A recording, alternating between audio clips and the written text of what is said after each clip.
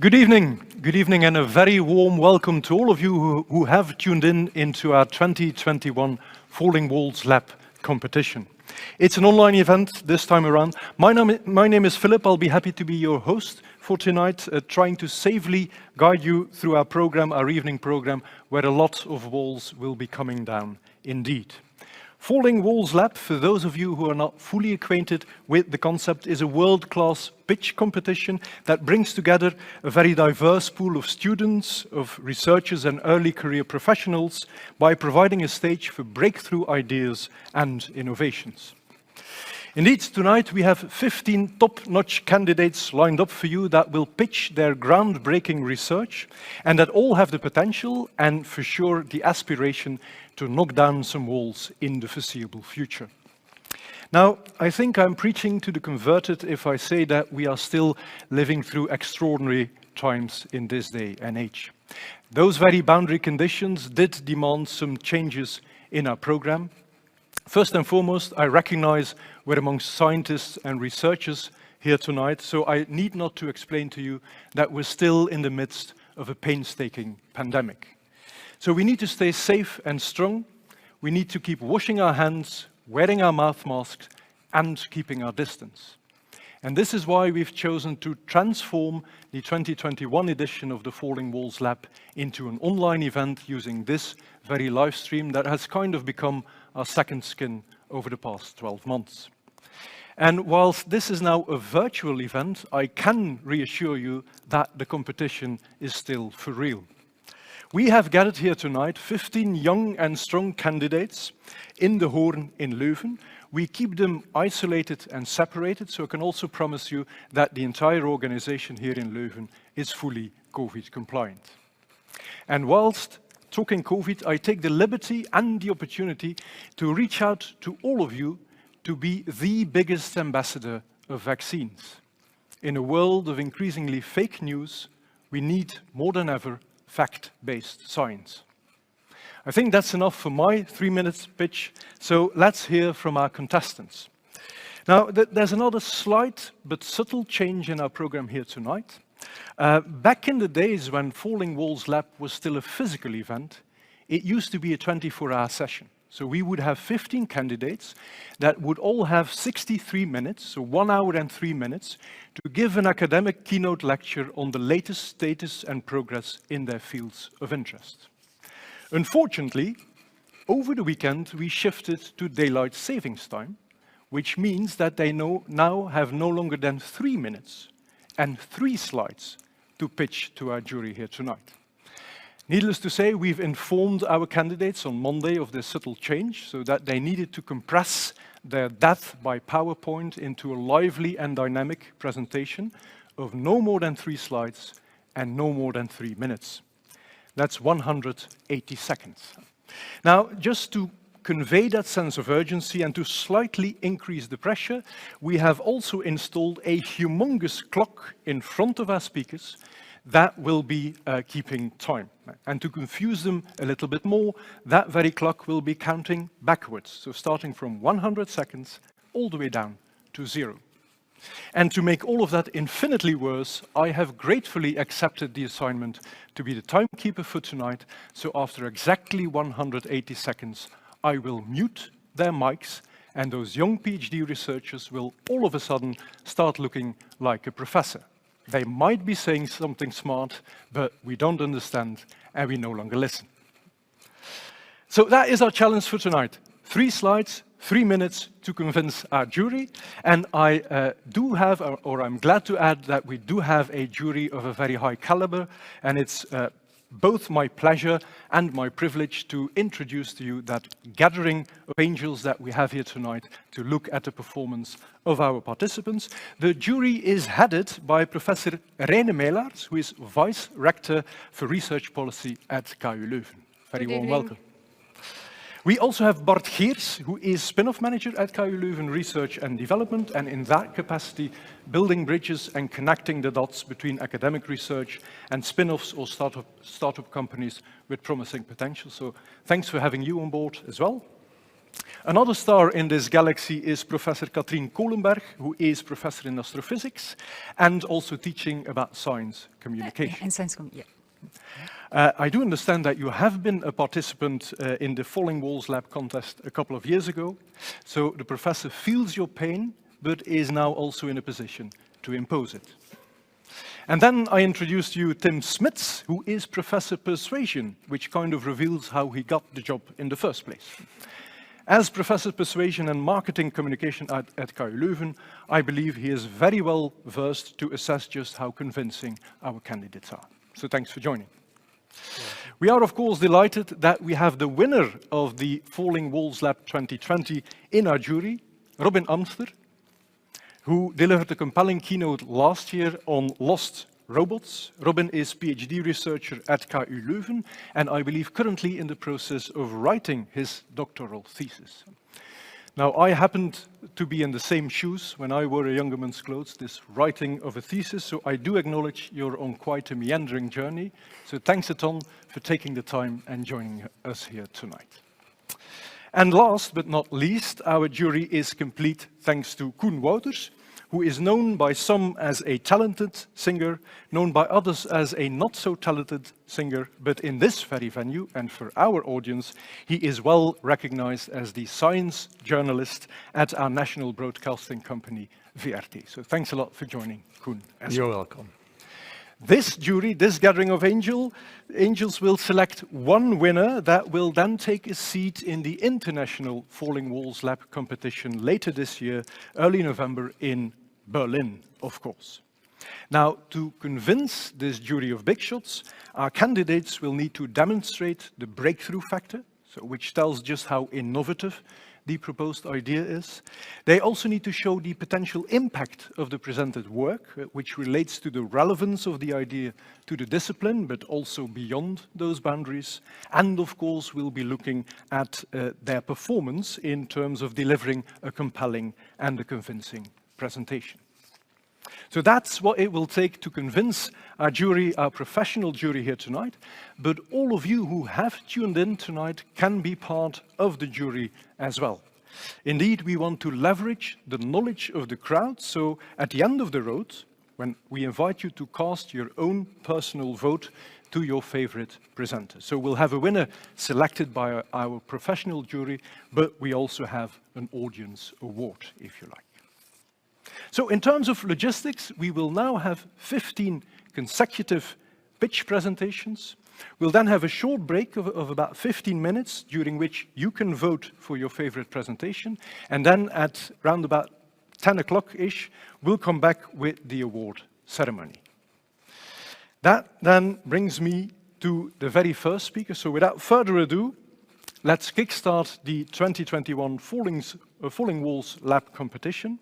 And indeed, I believe by far the best way to start is by introducing the first speaker for tonight. Boshun Liang is PhD researcher in IMEC, that's the R&D hub for nano and digital technologies that enjoys worldwide recognition. Boshun works at the IMEC Department of Electrical Engineering and is the first to break the wall, and in his case, he'd be breaking the wall of silicon and polymer. Who do we have? Boshun on the floor? We do. This is your spot, Boshun. Please take it away. Thank you.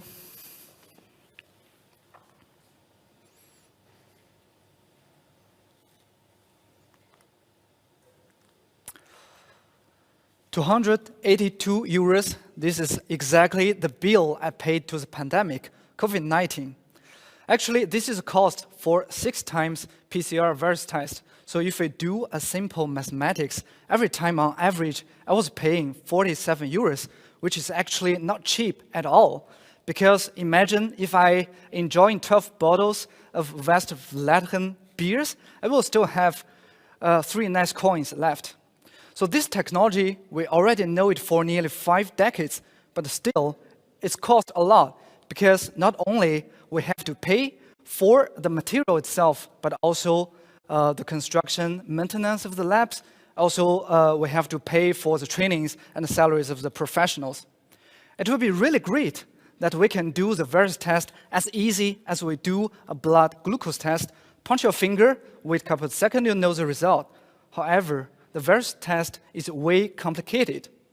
Nevertheless, with the help of the so-called lab-on-chip technology, we can still try to shrink the whole size of a lab to the size of a card so that we can put it into our pocket. Generally speaking, there are two ways of fabricating such a nice devices. The first one is silicon, which is the most successful stories showing the progress to make things smaller. Nevertheless, it's very, very, very expensive. On the other side, in academic world, people are using the so-called PDMS polymer to make a very cheap devices for proof of concept devices, but it's not for massive production at all. So apparently there is a wall in between. I don't like the wall because it cost my 47 euros per time. Instead, I want a bridge. This is how I do it. Firstly, I replace the expensive silicon with a way cheaper glosses. Then I introduce the re-engineered polymers into the production line for massive production. And eventually, about the bridge is a very advanced laser system to enable the integration of the whole system. Look at what we eventually get, a very tiny component with a vividly working devices to drive the biosample containing fluid elements towards a different corner of the sample to achieve the detection. Remember that I have 47 euros. After enjoying the beer with my friends with the remaining 3 coins, I hope now I can do a various test for not for 47 euros, but 47 cents. Thank you. Thank you very much, Bosjen. That was a very compelling presentation, also reminding us, the other contestants and our audience, just how short 180 seconds can be. It was very interesting. I must admit, you lost me a little bit after showing the Belgian beers, so I'd like to turn maybe to the jury to see whether there are any questions or remarks or someone who would like to pitch in after this very first speaker. Professor Kolenberg? Okay, yeah, congratulations. Very interesting research you're doing. So I understand that you're replacing the silicon by cheaper materials. And so are you doing work in a lab manually to do that? How does it work? The first proof of concept, of course, we do it a bit manually, but eventually for this, I'm showing the small dice, it's really from the production line. So from the 300 millimeter lab, we can do it in a batch-to-batch fashion. Okay, thank you. Thank you. How long do you think it will take to go in real production? This is a good question. Of course, I hope in the future we will never be in need to use our technology because it means another pandemic, for example. But of course, if there is a need for sure, as a researcher, as us, we will work really hard to get it into the market in a very affordable manner. Well, the lab-on-chip technology is not new. So there are a lot of, let's say, efforts being taking place at different research institutes across the globe. How do you think you will make the difference in this particular scientific niche? Yeah, because, for example, I'm making a comparison with the most competing technologies, either the silicon from the industrial or the PDMS from the academia. But we are combining the benefits from both technology and try to get rid of the drawbacks from the both. That's why we're standing at a special position. Thank you. Thanks a lot, Bosjen, for taking, as the very first one, the stage, and good luck. Thank you. Sure. And I must admit, I see what you did there with the €3, a very cunning and subtle way of bribing the jury. Next on our stage is Shawnee van Herk, who is a PhD student in biomedical sciences at the Department of Neuroscience, which is sitting obviously in the Faculty of Medicine. Since she has the audacity of taking the stage in our Falling Walls lab competition, I think it's safe to assume that she has excellent communication skills. Today, she will bring to our attention that smooth communication, and in particular writing and reading, is not for granted for everyone. So Shawnee, I cordially invite you to break the walls of dyslexia remediation.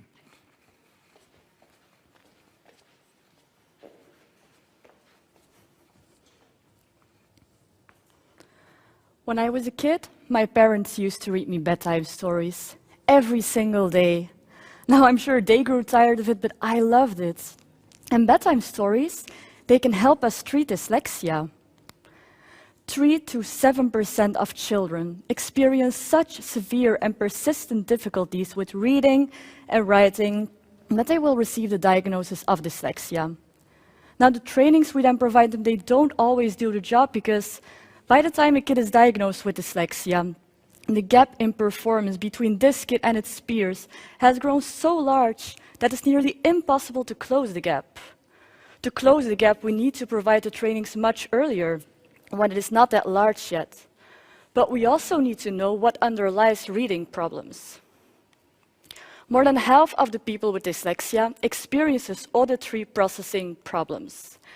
They are less sensitive to very subtle amplitude differences at the beginning of syllables in speech. These are the cues that the brain uses to track the incoming speech signal. And this neural tracking by the brain makes sure that we can understand what is being said and that we can segment the incoming speech stream into smaller parts, such as the sounds that words consist of. So a reduced sensitivity to these amplitude differences in speech might affect how we perceive sounds, and they might lead to difficulties with distinguishing, for example, the letter D from the letter B. And if this is the case, you can imagine it will be quite hard to read and write these letters, right?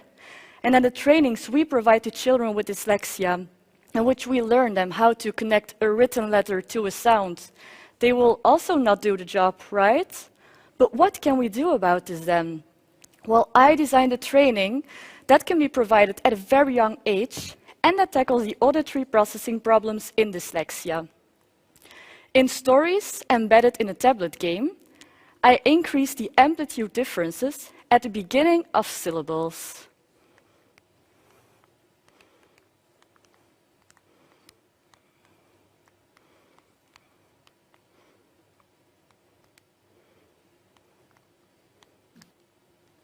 You probably didn't hear it because it wasn't played, but by doing this, the amplitude differences become more clear, and this can help the brain to better track the incoming speech signal. This might then help us to hear the speech sounds better and might lead to improved reading and writing.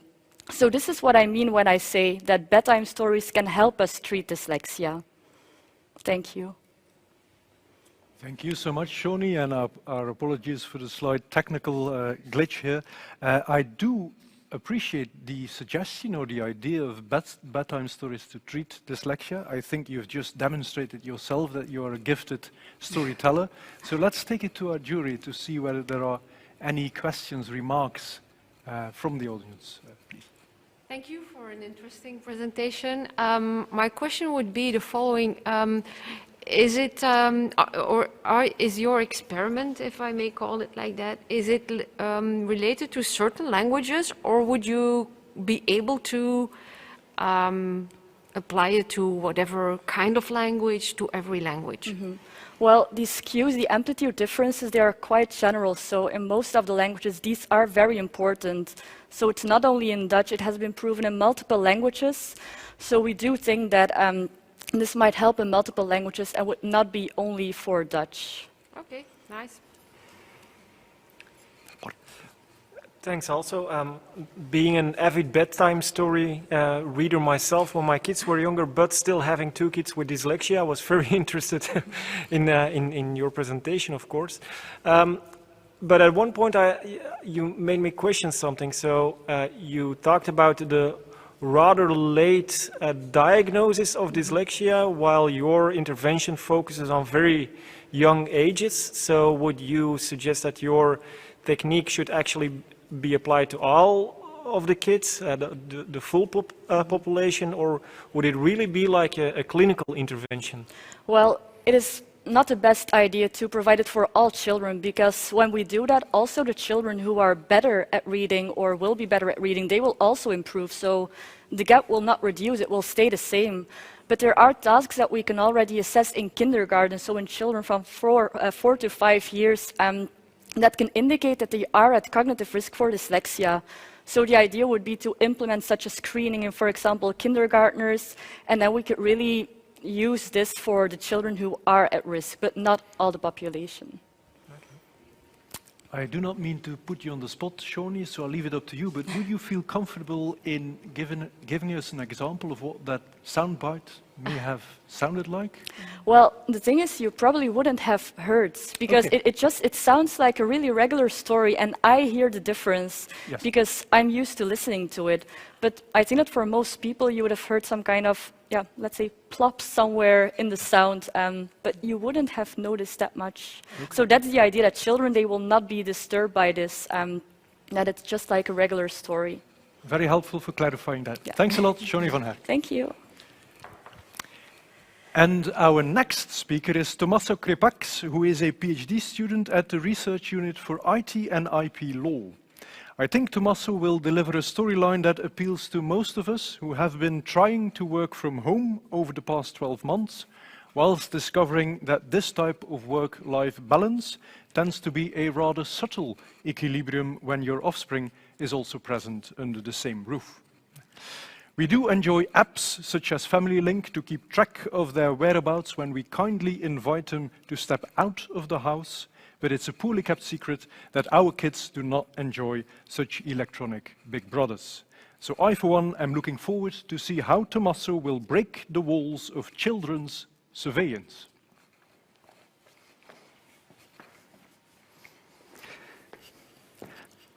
Good evening, everyone. I'm Tommaso, and I'm the proud uncle of 2 nephews. Ale is 13. He is thoughtful, precise, and cautious, whereas Pippo is 8, and he's hectic, he's fast, he's reckless. Now, with this information, I can already predict how much they're going to pay for their car insurance. Weird, you mean? No, because I watch them playing online games. Even weirder. Every day, millions of children go online and play freemium games. Freemium games are designed specifically with the purpose of collecting data of the player to then manipulate the player or nudge them into buying things online, or to sell their whole profile to the highest bidder on the market. Now, information being collected are highly sensitive, and they can harm children in the future.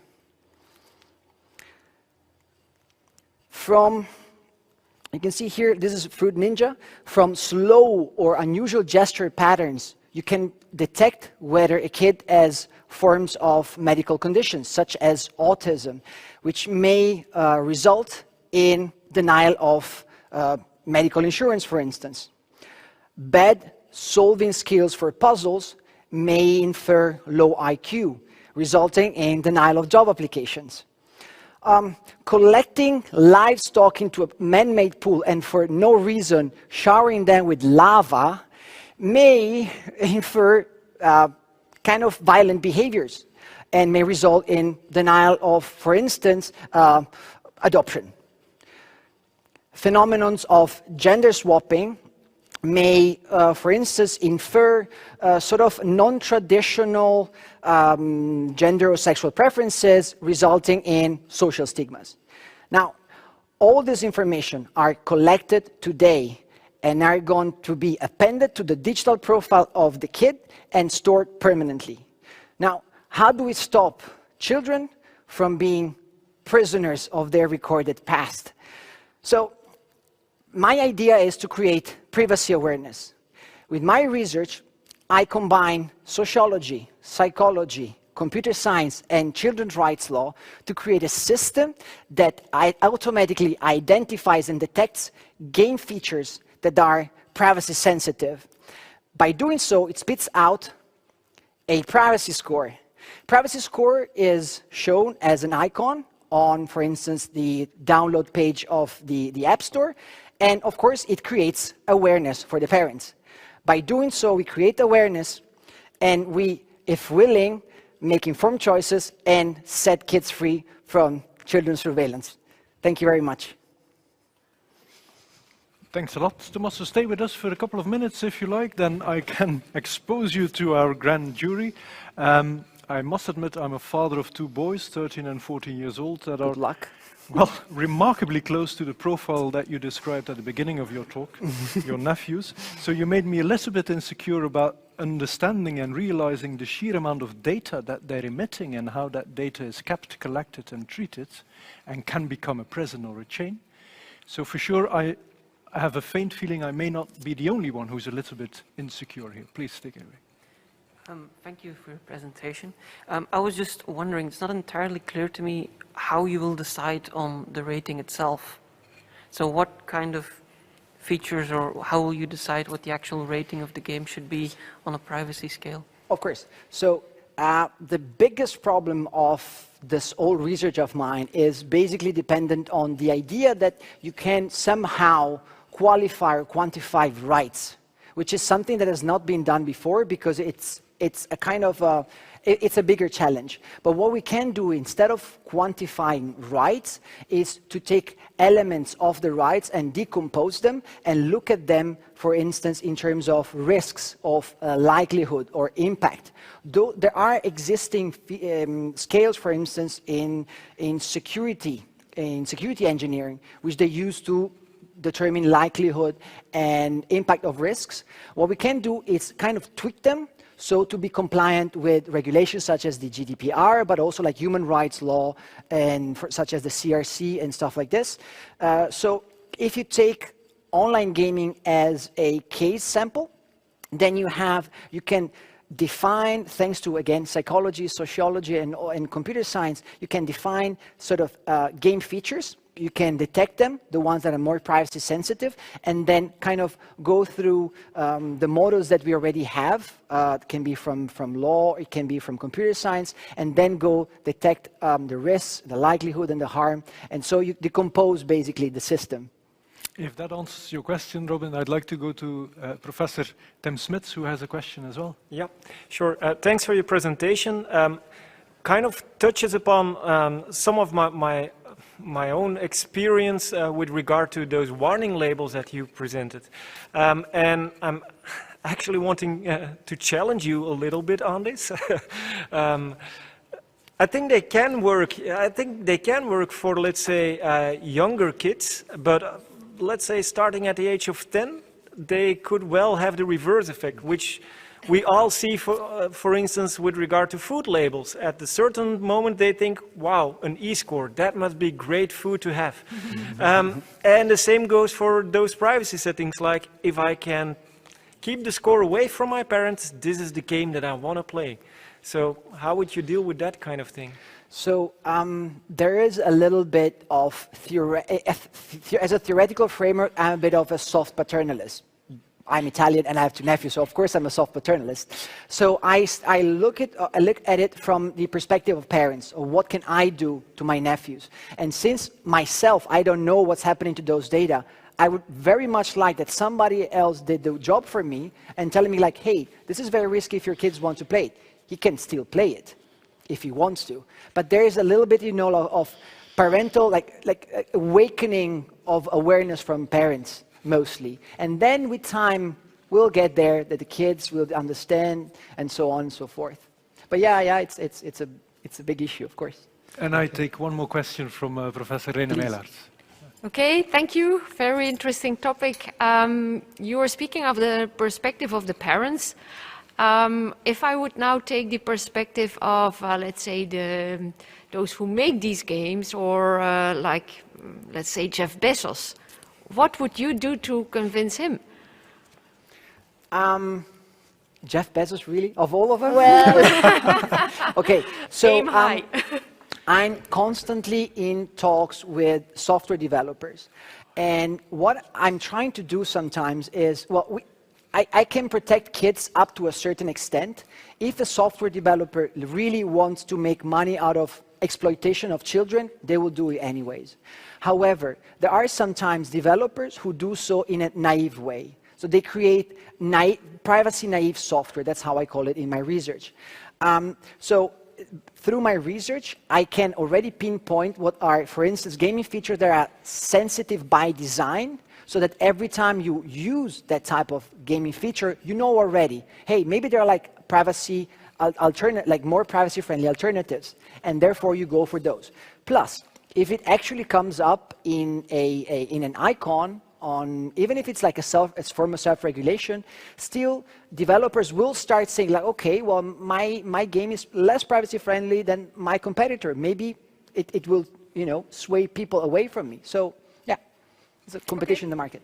Before I let you go, Tommaso, I have one more question, but in light of timing, let's make it a yes or no question. Those boys of mine, no. Those boys of mine, they would say, no worries, Daddy. So they're installing all the freemium apps. No worries, no credit card needed. It's all for free. Did I understand correctly that they are paying with data, that this is the new currency? You are paying with data. I mean, you are going to pay at some point, because if, for instance, one of your child was it's just less fast in reacting to stimuli, that can maybe be very well going to his higher premium for the insurance. Yeah. And the first one, when he's 18, is going to be on you. Okay, yeah. Thanks for bringing that to my attention, Tommaso. Thank you very much, everyone.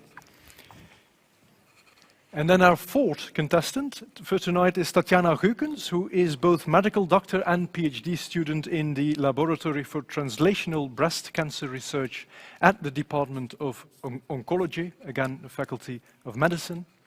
In my introduction a couple of minutes ago, I said that these online events, these live streams and Zoom meetings, that they have kind of become our second skin in the past 12 months. I believe that Dr. Geukens will talk about the genuine aspects and the far-reaching applications of genuine skin indeed, since she is breaking the wall of tissue donation.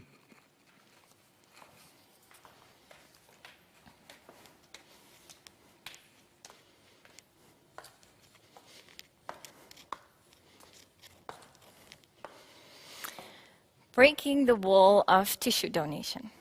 Now, this title is a bit off, we weren't allowed to change it, but actually what I'm doing is building.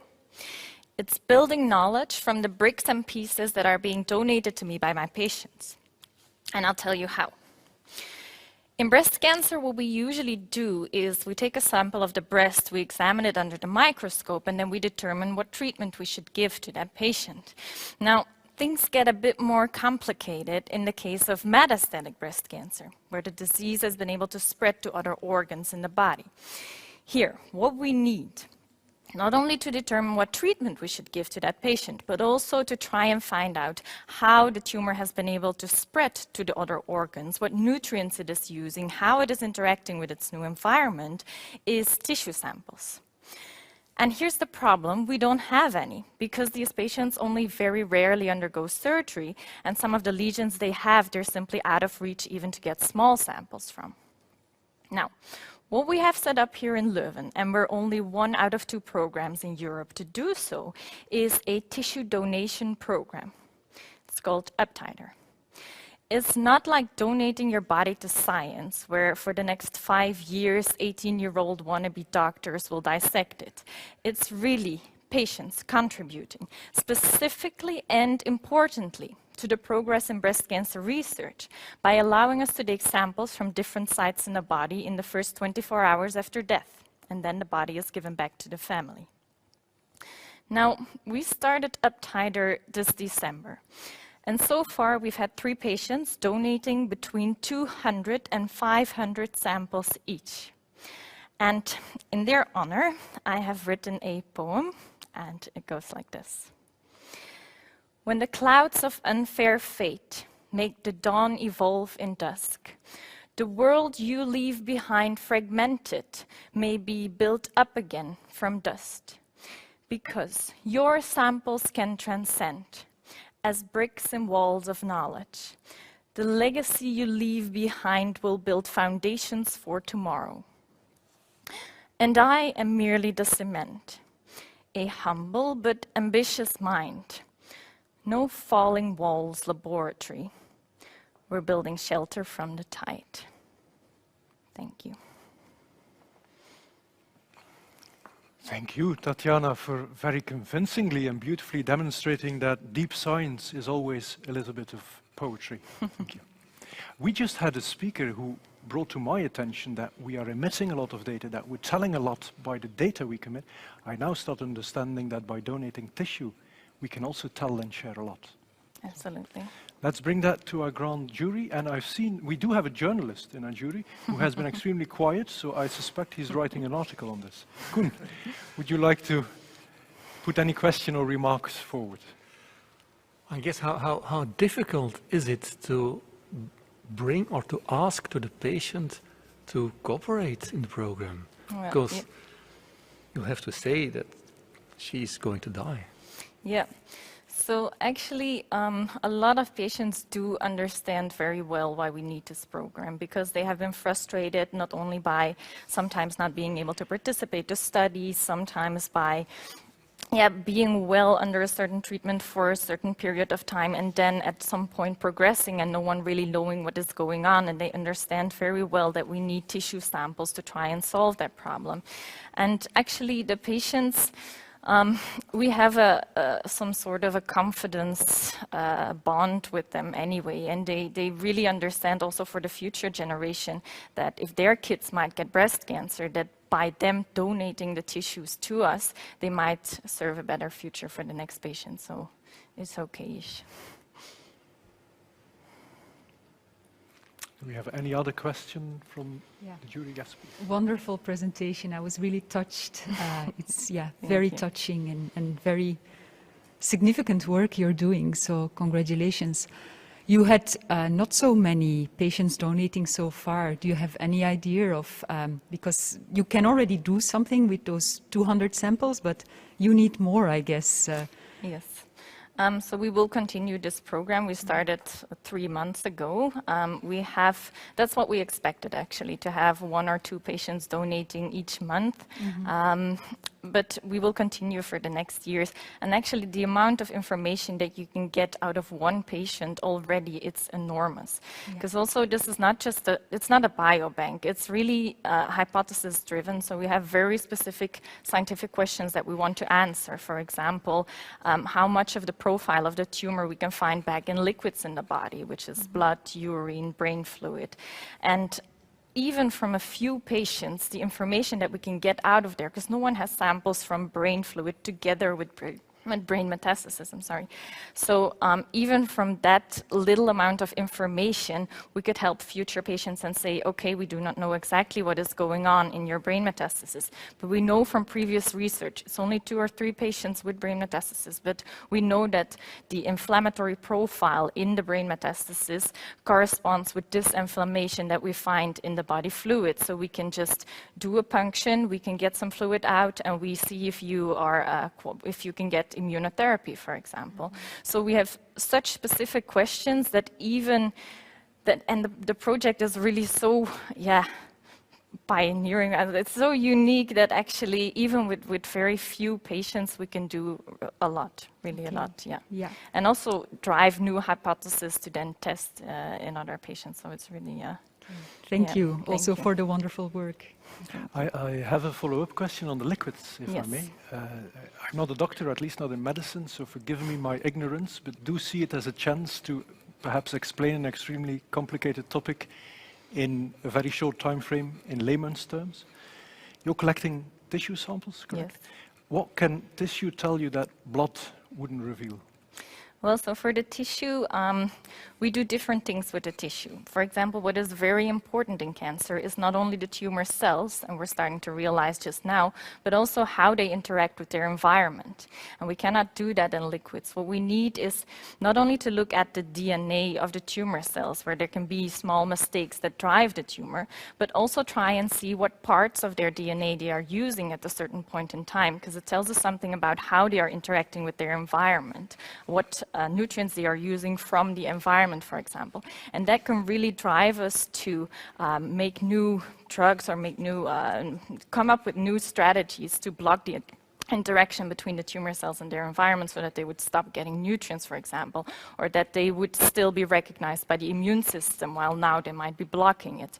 So liquids, what we find in liquids is mostly the DNA of the tumor, and that's also very useful, and we're also doing that, of course. But we think that the tissue is still very important to see how we can progress in getting new, better strategies for the future. That's crystal clear. Tatjana, thanks for elucidating that. I think it's fair to say that you have touched our jury, and there's no doubt in my mind that the program that you're piloting will also leave a mark on a lot of people. So thanks for that. Thank you. And now we have another PhD student from EMAC with us here tonight, and this time around it's from the Department of Materials Engineering, and more specifically, Surface and Interface Engineered Materials.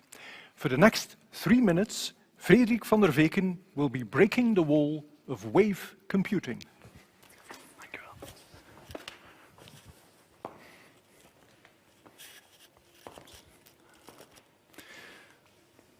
It happens to all of us eventually. We are watching a video and then suddenly our phone or laptop turns off because of an empty battery. Quite annoying, right? Inside our phones and laptops, there are millions of very tiny switches that are changing the electrical signals between zeros and ones 1 billion times in a second.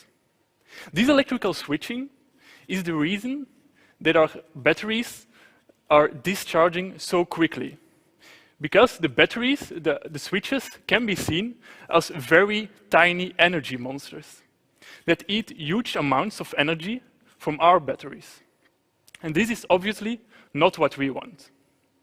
I am working in the field of wave computing, a totally different kind of computing where we use waves instead of these energy-consuming switches. And there is one exceptional kind of wave that is small enough to fit inside our smartphone and that consumes almost no energy. The spin wave. It is the most beautiful and fascinating wave in the universe. They live and travel only inside magnetic materials, just like the magnets hanging on your fridge. And inside these magnetic materials, the atoms are like very tiny magnets. And in rest, all the tiny magnets want to align with each other. But when you give them a very small tick, the magnets start to talk with each other and then collectively decide to form waves, the spin waves. And now I want to use these waves for wave computing. And therefore, we need to guide the waves in nanoscale structures. These are structures that are 10,000 times smaller than a human hair. And there is one big problem. We don't know how these waves behave in these very small structures. So what did I do? I developed a software tool that can very accurately simulate the spin waves at a nanoscale. And with this tool, we can unravel specific spin wave mysteries that are crucial for wave computing. And then I hope, in the future, with my tool and wave computing inside our smartphones and our laptops, we never, ever have to worry about our batteries anymore. Thank you. That's great. Thanks a lot for that, Frederik, for your contribution, which almost sounded like a love declaration for the spin wave. I'll maybe start off with a question myself, if I may. I happen to be a mechanical engineer, also active in the field of energy transition. You pitched this solution for this very annoying problem of our smartphones. Would it work for electrical cars? For electrical cars, it will be difficult because the big advantage of spin waves is that there is very little energy inside the waves. Yes. But for electrical cars, we need huge amounts of energy because we need to drive a car. Yeah. But what we want to do with our spin wave technology, we want to use very little of energy to do the computation. Yeah. So we are working with little amounts of energy. Yes. And for cars, we need big amounts of energy. You were also talking about extremely small wavelengths or extremely small waves. I'd like to have that colliding with a professor who's working on a totally different scale in astrophysics, that is Professor Kohlenberg. But also waves. I study waves, big waves. Yeah, I was actually wondering, when can I expect my smartphone to be equipped with this technology? That's a very good question, actually, because it's a rather young field. So we are working first on, we are studying the waves at the nanoscale. That is one part. And then we are also making technology of it. And at this stage, we can make simple logic gates, like an AND gate, an OR gate. But to have a chip in a computer or in a phone, we need to have a lot of gates that are talking with each other. The gates need to be connected with each other.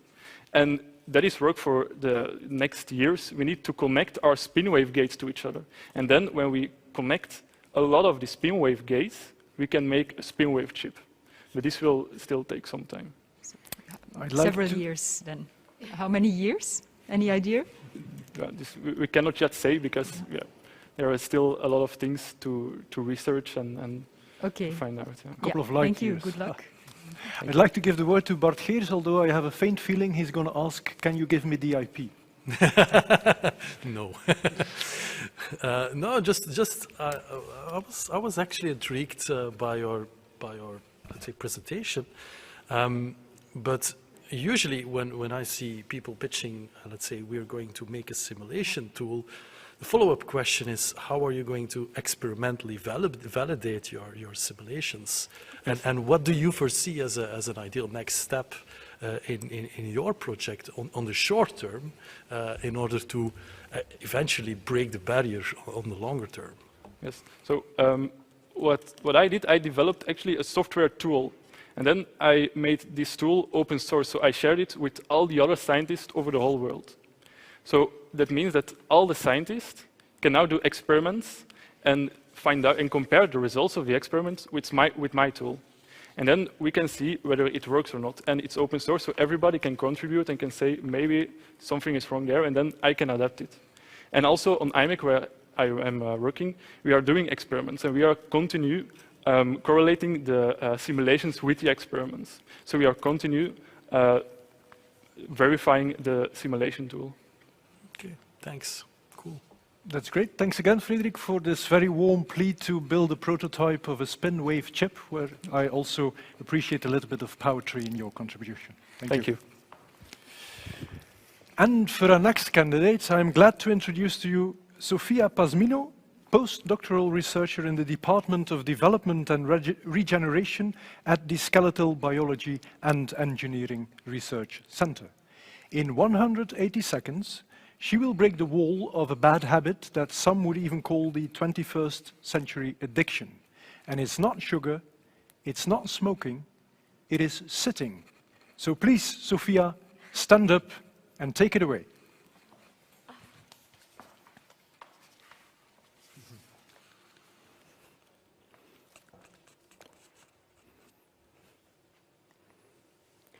We've all heard that sitting is the new smoking.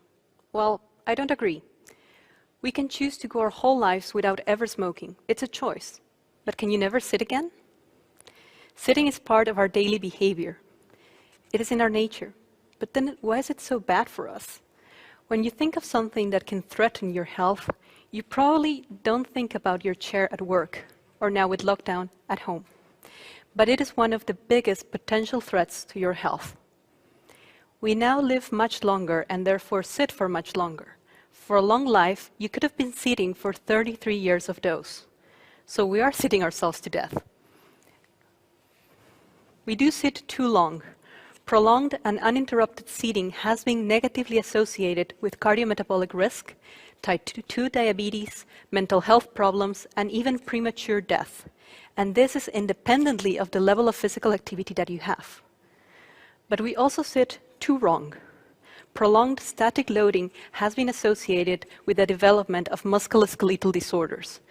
The most common pain areas that we've all had them include low back pain, neck, wrist, and shoulder. How would you feel if I told you that while you're sitting badly, your spine is getting the equivalent pressure of a 200-kilo person sitting on top of you? This is a problem. And an added problem to this is that we somehow feel ourselves immune to it. Like if I do it a couple of times, nothing will happen. Well, I knew about it, and I still did it. I abused prolonged sitting while writing my thesis, and now I'm getting back surgery next month due to disc herniation. So please don't be like me. What I propose is a change in our behavior, encouraged by a smart chair. Now, trust me, I know how it sounds. I'm not saying that the smart chair will do the work for you, but it might nudge you into making smarter decisions for yourself in terms of how and for how long you are sitting. A state-of-the-art, high-fidelity model using virtual sensing and digital twin will provide you with accurate information of how you're sitting, coupled with heart rate and breathing. A user interface with an easy-to-follow app will be provided for monitoring, learning, and improving your overall sitting behavior. Pop-up reminders or vibration mode will prompt you into taking action. And now, with your permission, after all of this, I will go back to sitting. Thank you so much, Sophia, but please do do stand with us for a couple more minutes. I'm sorry to hear that you'll be under the knives in a couple of weeks, so it does tell me that you show a lot of ownership and you do know what you're talking about. I find it myself a very daring proposition. We're sitting ourselves to that. We are sitting too long. We're sitting too strong. This may not be obvious for you at home, who are likely sitting in front of your computer.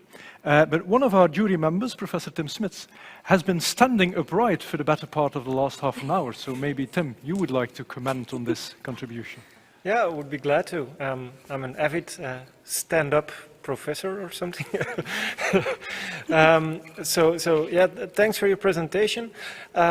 But I'm actually wondering, your smart chair is not the first smart chair on the market, because they have been on the market for a couple of years. So what exactly is your take on this, or your innovation, or your breakthrough in this regard?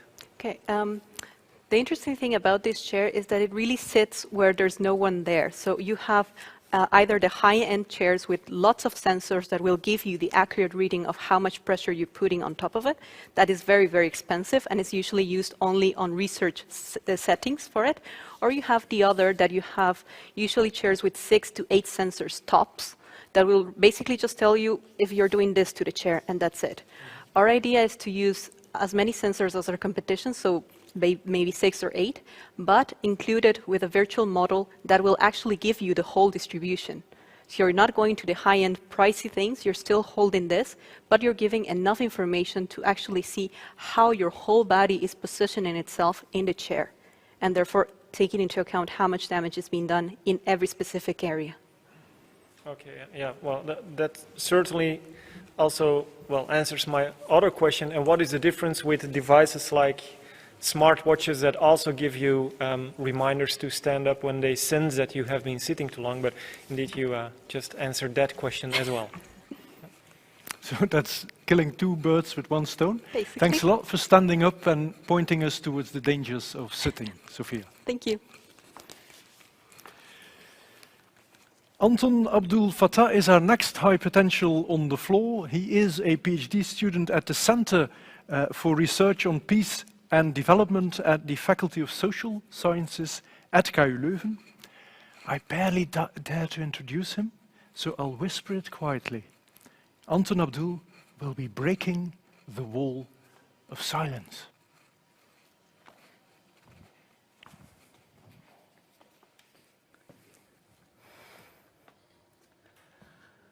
Thank you.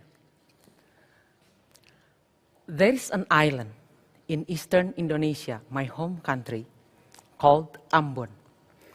This beautiful island, for centuries, famous for its harmonious living.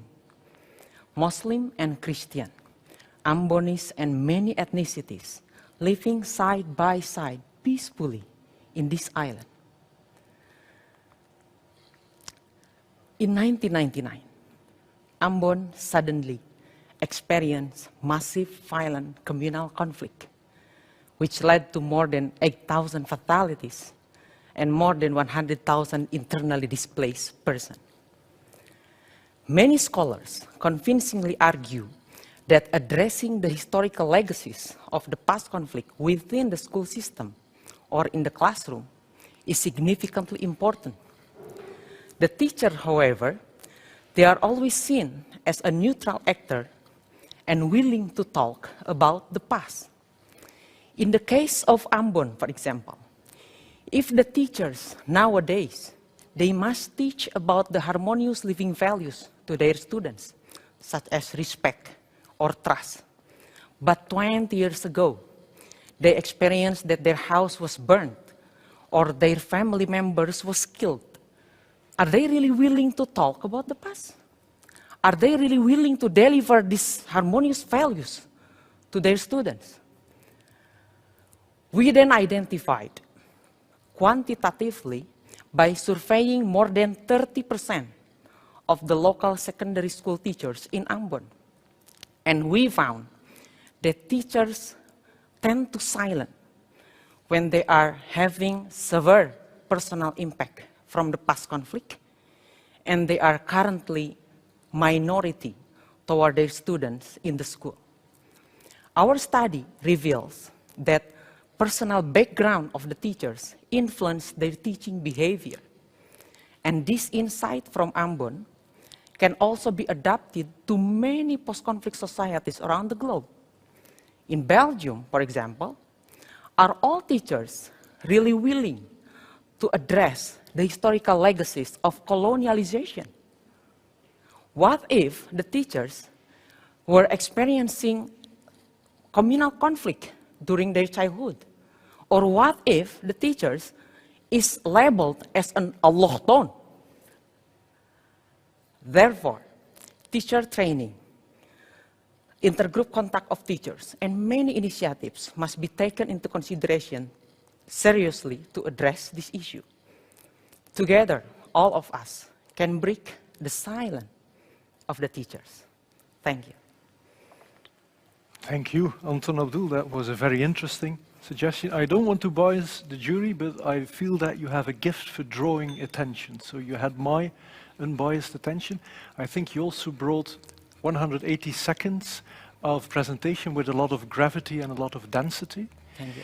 I first would like to reach out to Professor Kohlenberg because she studies the silence of the stars, but she is also an expert in science communication. So would like to hear your thoughts or pick your brains on this contribution. Okay, Professor. thank you very much. Yeah, congratulations. This was a very gripping presentation, really. I think we were all really listening you very intently because it was beautifully brought.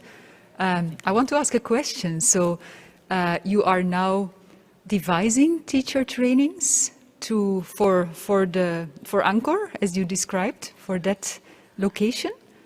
Actually, our research is evaluating what is currently happening there, because currently there is no actual or real narratives that what the teachers must deliver to their students about 20 years ago. So we want to evaluate what is the teacher perspective right now, so what's happening, because a lot of conflict, post-conflict societies are lacking in this respect.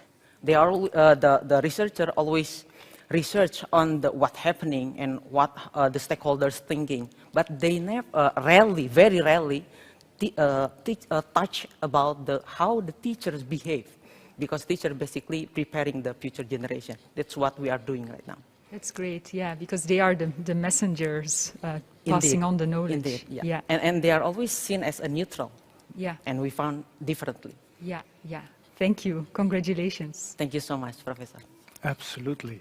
Professor Smits is a professor in persuasion. So tell us, can silence be convincing? Well, it can, of course, and that was actually also, well, related to a question of mine. So if I understand, you studied the teachers. Did you also study whether their behavior in the classroom has an effect on their students? Because that's, let's say, the underlying hypothesis of what you talked about. So to what extent does this silence of the teachers transfer to their students? Thank you so much, Professor. To be honest, we really want to do that. But within my 4 years PhD, it will be hard to get the permission if we try to achieve the students, because there are a lot of permits from the parents itself and many institutions. Hopefully, for my avenue, for my future research, we can conduct those research. And yes, it's indeed very important. We have a follow-up question. Please, Professor. Yes, thank you. Also on my side, I was wondering, and it's a bit a follow-up question to the question that Tim has asked, what kind of disciplines did you need to study what you have studied? My study currently is under political science, under a Center for Research on Peace and Development. We take some discipline from the economic, for the methodology, also sociology, and also the education perspective. Okay. So yeah, it's basically multi background. Yeah. Yeah. Okay. Thank you, Professor. We do have one more question from Koen. How do you try or will try to persuade the teachers to break the silence, because they're often or sometimes traumatized? Many theories already elaborate this. One of them is contact theory. So basically, post-conflict societies usually segregated. It can be based on religion. In Ambon case, in my country, my research topic, it's based on religion. Many years they are not contact each other, and the school itself is also segregated. So if we can combine them through many initiatives like trainings or workshops, so they can talk each other, they can understand the perspective of the other side. Yeah, hopefully it can break the silence. But yes, indeed, it needs further evaluation. Thanks again, Anton Abdul, for speaking out loudly and bringing to our attention the virtues that silence can bring. Thank you so much. And with our next candidate, Arne Mignon, we are already halfway through our program. Arne is Junior Professor at the Biomaterials and Tissue Engineering's Research Group at the Faculty of Engineering Technology of KU Leuven, Campus Group T, and the Department of Materials Engineering, which is MTM, the Arenberg campus, if I'm well informed. And tonight, Arne will be breaking the walls, or even tearing the walls, of tendon lesions.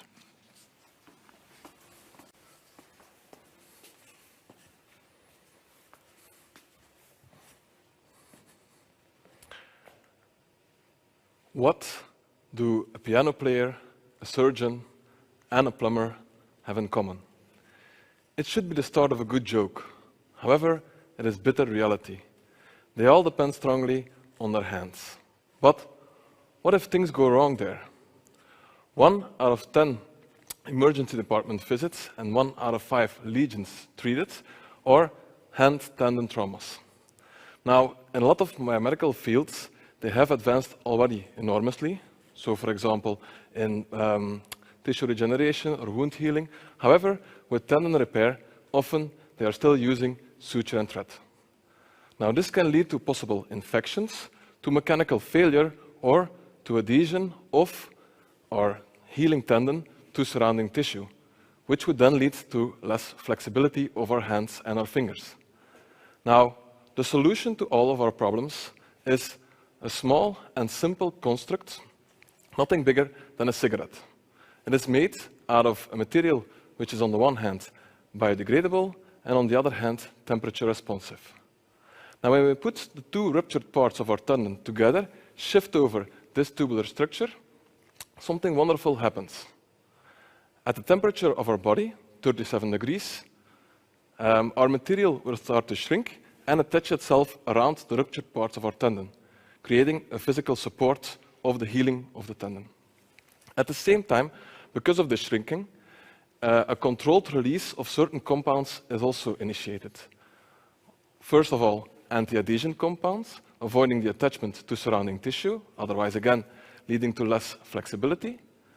Antimicrobial compounds, trying to counter possible infections. And a third advantage of our material, it is biodegradable, meaning we do not require a second operation or additional cost once our tendon has healed. We just let it degrade and be removed by our body. Now, what do the piano player, the surgeon, and the plumber have in common? Now that their hands are fixed, they all are just missing a 4th person to play cards. Thank you. Thanks a lot for that, Arne. Indeed, I was wondering what the punchline would have been, but then if you think long and hard enough, a tendon lesion could be a very definition of a punchline itself. Let me turn that to, I let you soak on that, but in the meantime, go to the jury to see whether there are any questions or remarks on this interesting contribution. Sure. Thanks for your presentation. It hits close to home because my mom had to have both her hands operated. What I'm wondering is what stage is this work in? Like how long till we can do this large scale? So the materials have been made, characterized, also in vitro, doing cell tests for biocompatibility. And last year we also did an in vivo test on rabbits to see what the effect would be on small animals. Now, in the next step, we're optimizing everything further and then going towards, hopefully, clinical trials. And then let's see in hopefully 5 to small 10 years, possibly, it will be on the market. Okay, thank you. I heard the word on the market, so I take the liberty of coming to you, man. Well, it's always difficult to get medical innovations to the market, obviously, and takes a lot of time. So therefore, all the credits to pursue such research. Yeah, I'm just wondering how you would see it practically. You tested it in rabbits. I see as a kind of cigarette. My hands are a little bit larger, or my fingers are a little bit larger than a cigarette. What are the next steps to really get it into humans and patients? Yeah, we already have been making these type of structures with different diameters because we are working together with a surgeon in UZ in Ghent, where we test on sheep tendons, and also a professor at KULAK in Kortrijk, where we actually are testing on human tendons at different sizes, of course on deceased people, so it's the tendons that we recover. The next steps, of course, need to be, first of all, having certain accuratized tests on animals, then going to the next step, possibly seeing if we can test it on human, on people, of course, and as such, build it up and see if we can get our materials patented and hopefully on the market. Good luck. Thanks. Thanks again, Arne, for successfully blending deep science with good humor, and good luck indeed. Thank you.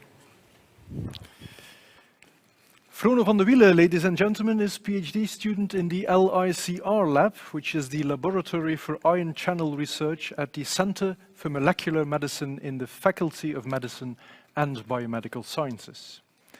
I must admit I'm a bit puzzled by the title of her pitch, so I am eager to discover what's behind the curtain when someone breaks the wall of anti-arrhythmic drugs.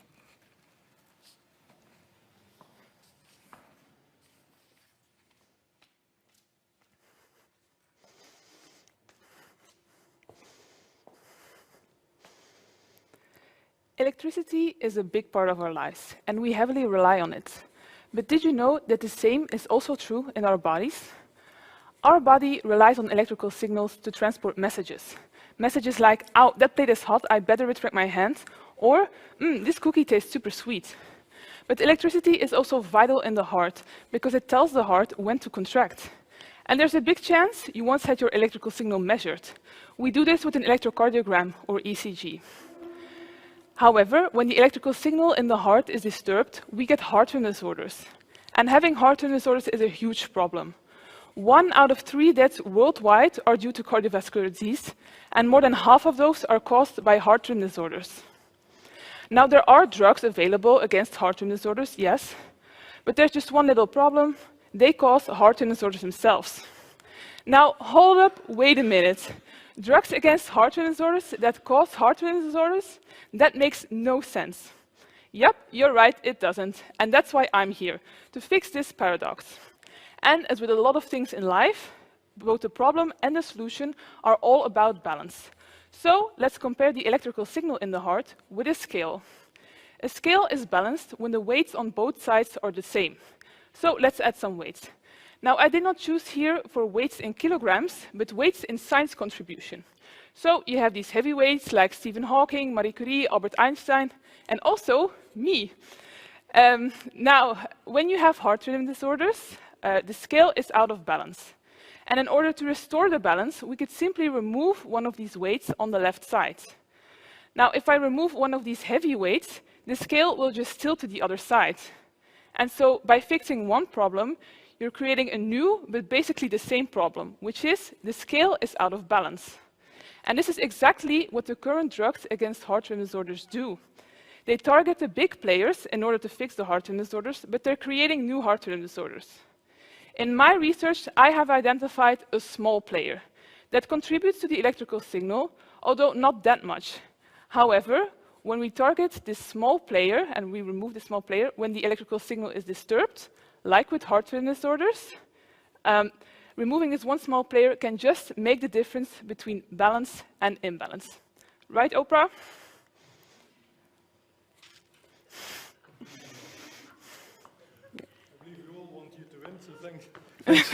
Thanks a lot, Froon. I must admit, indeed, I was a bit puzzled by the one-liner or the title of your presentation. I am now starting to understand that you're trying to answer the Oprah Winfrey's question, what if the cure is worse than the disease? Yeah, indeed. We do have a jury in front of you who would all be sitting on the left side of your balance between the big brains. So I, for one, am eager to discover what their questions or remarks might be. Koen. You identified a small player, yes. But do you also have a drug to attack the player, the small player? Well, yeah, we have one in the lab now, although it's not 100% specific, so we need to fine-tune it a little bit more. But yes, we already have one that is safe in animals, where I tested. So the mice are very happy with the drug, but it's not 100% specific yet. So we need to fine-tune it still a little bit. Yeah. Would you have to combine it with traditional drugs? Like There's a beta blockers, possibility, because then you could lower the concentration of the normal drugs so that they don't cause that big of a problem. So this is certainly one of the things that we could do. Yeah, so it's a possibility, but this can still be explored. Thank you. Congratulations for a very funny and clear presentation. I just want to remark that you shouldn't put yourself as a small weight. You are a big weight, from what I've seen and heard. I'm just as big as Marie Curie is. Yeah, thank you. Sure. Maybe just for a layperson like I am, my intuitive reaction would be, well, just take half a pill of the thing that's overshooting it. So could you also explain why that is not what we should be doing? Yeah, it's again about balance. So yeah, it's a bit hard also to, so now it's very easy to understand with the balance that you can just indeed take just part of the weight and then, but it's very hard to see in patients what the right dose is, and it's basically because these heavy weights also contribute to the normal signal, that when you target the heavy weights, you will cause problems always. So if it's maybe a little bit or a lot, yeah, it's still a problem. So, and with the smaller weights, they contribute to the electrical signal, but not that much as the bigger ones. So targeting those really makes more sense. Okay. That completes the round of the jury. I just want to endorse what Professor Kohlenberg said. Indeed, we shouldn't be too humble. You would discourage yourself by being too humble. Thanks a lot for your excellent contribution. Thank you. This was Froen van de Wielen, so if you would be wondering at around 9:45, who would have been your favorite, this was the girl with the mice on drugs. This brings us already to speaker number 10, so we're entering double digits. Matthias Vuurstak is a PhD researcher at the Center for Industrial Process Technology in Diepenbeek. The concept he's pitching here today, however, is not part of a funded scientific project within his research scope. Instead, he intends to inspire researchers, companies, and governments by providing an alternative way of thinking. So today, he is exploring beyond the boundaries of a topic which is high on the agenda of policymakers, of industry, and of society. I'm looking forward to hearing his breakthrough ideas on carbon storage.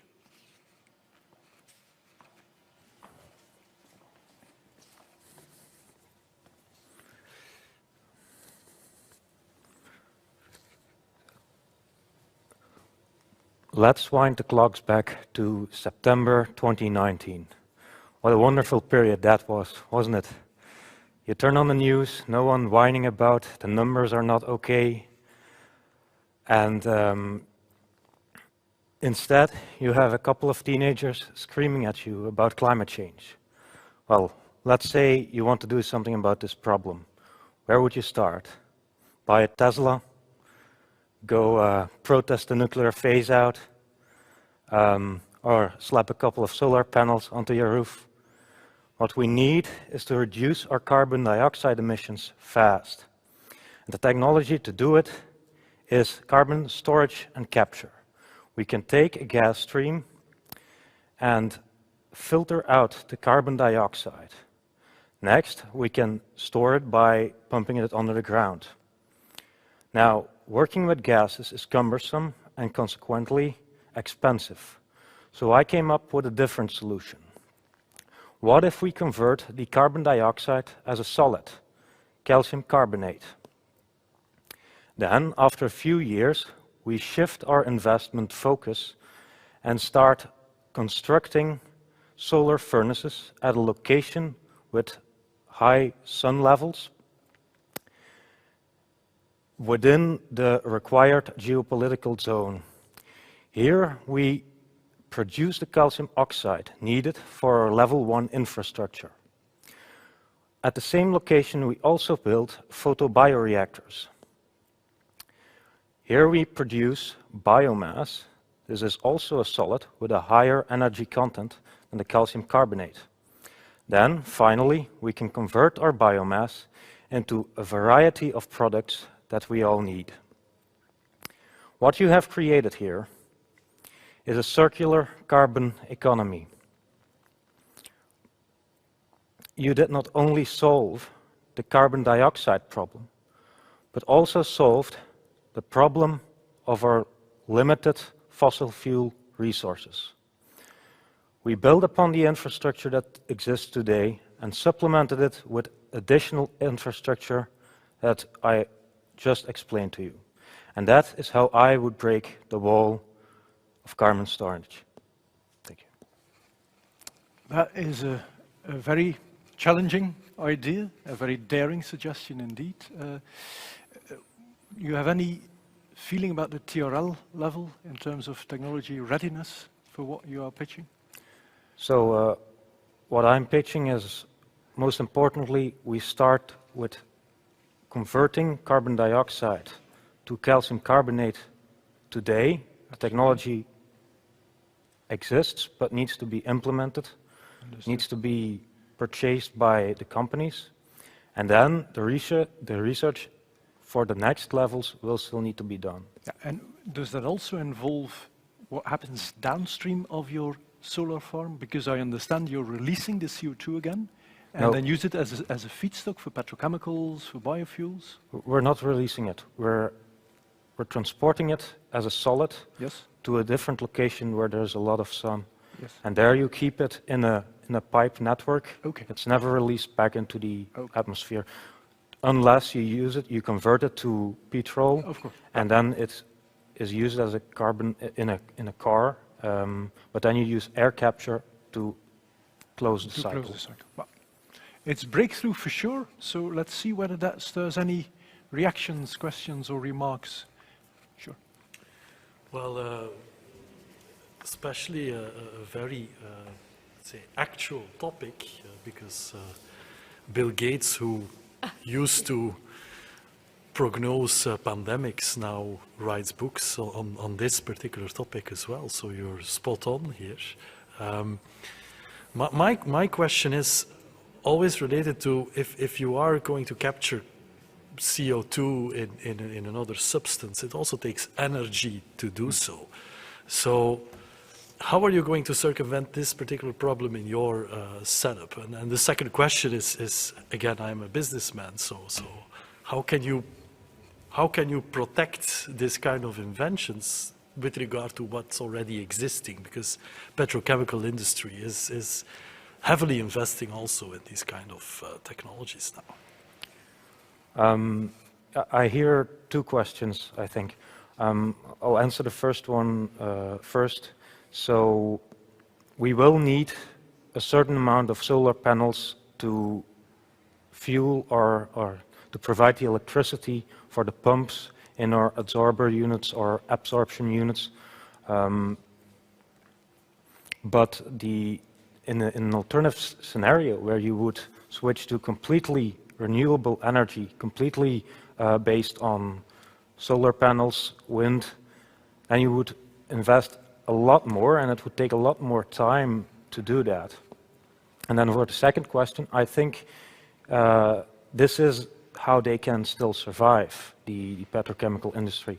If this way we can keep much of the infrastructure they have and continue to use it, with the exception of, instead of biomass degraded over millions of years underground, you produce it right now. Interesting idea. A lot of fertile fruit for thought, I would say. Yes. Bill Gates is writing books on the subject. Elon Musk has a 100 million grant award for direct air capture, so there could be your But valorization. Elon Musk is burning a lot of fuel to get his rockets. Any more questions or remarks on carbon capture? Do you have any idea of the price? I mean, return on investment? No, I didn't calculate it. It's even not my research topic, so it's just an idea. Okay, But no thanks problem. for having indeed the courage and the openness of mind to bring that idea forward. Thanks a lot. And may I now have your unbiased attention for the 11th contestant in the Folding Walls Lab 2021. Iris van der Rijk is PhD audiology at the Research Group for Experimental Otorhinolaryngology, which is, for obvious reason, better known as XPORL. Please listen carefully, as she is breaking the walls of neurosteered hearing devices.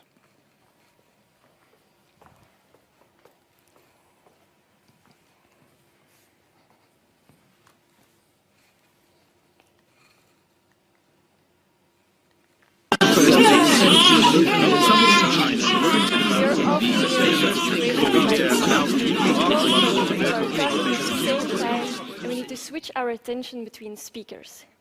And I think we can all relate to that moment we then have to ask, excuse me, could you repeat that again? And after the third time, you just, you nod yes and hope they didn't ask you a question.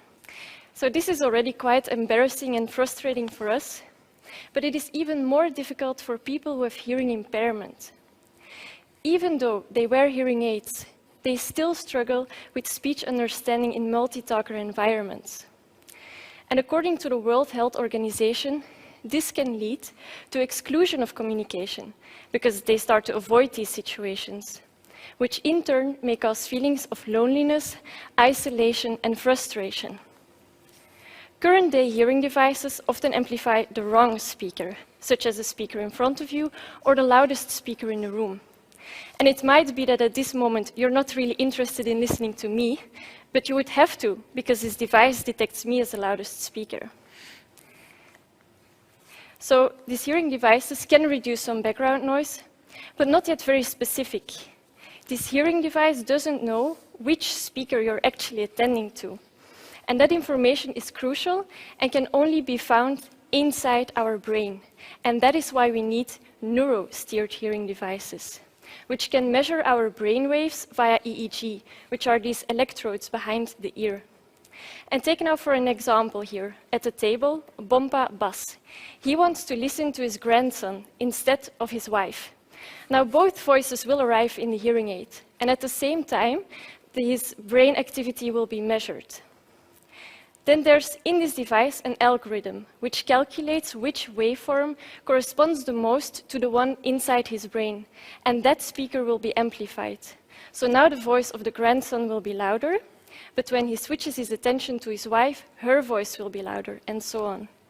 So this new technology could really have a substantial impact in society, since it will improve speech understanding in these multi-talker, noisy environments, and thus benefit the health and the well-being of Bompa Bas, but not only Bompa Bas, also 430 million other hearing aid users. What did you say? That the world would be a better place with neuro-steered hearing aids.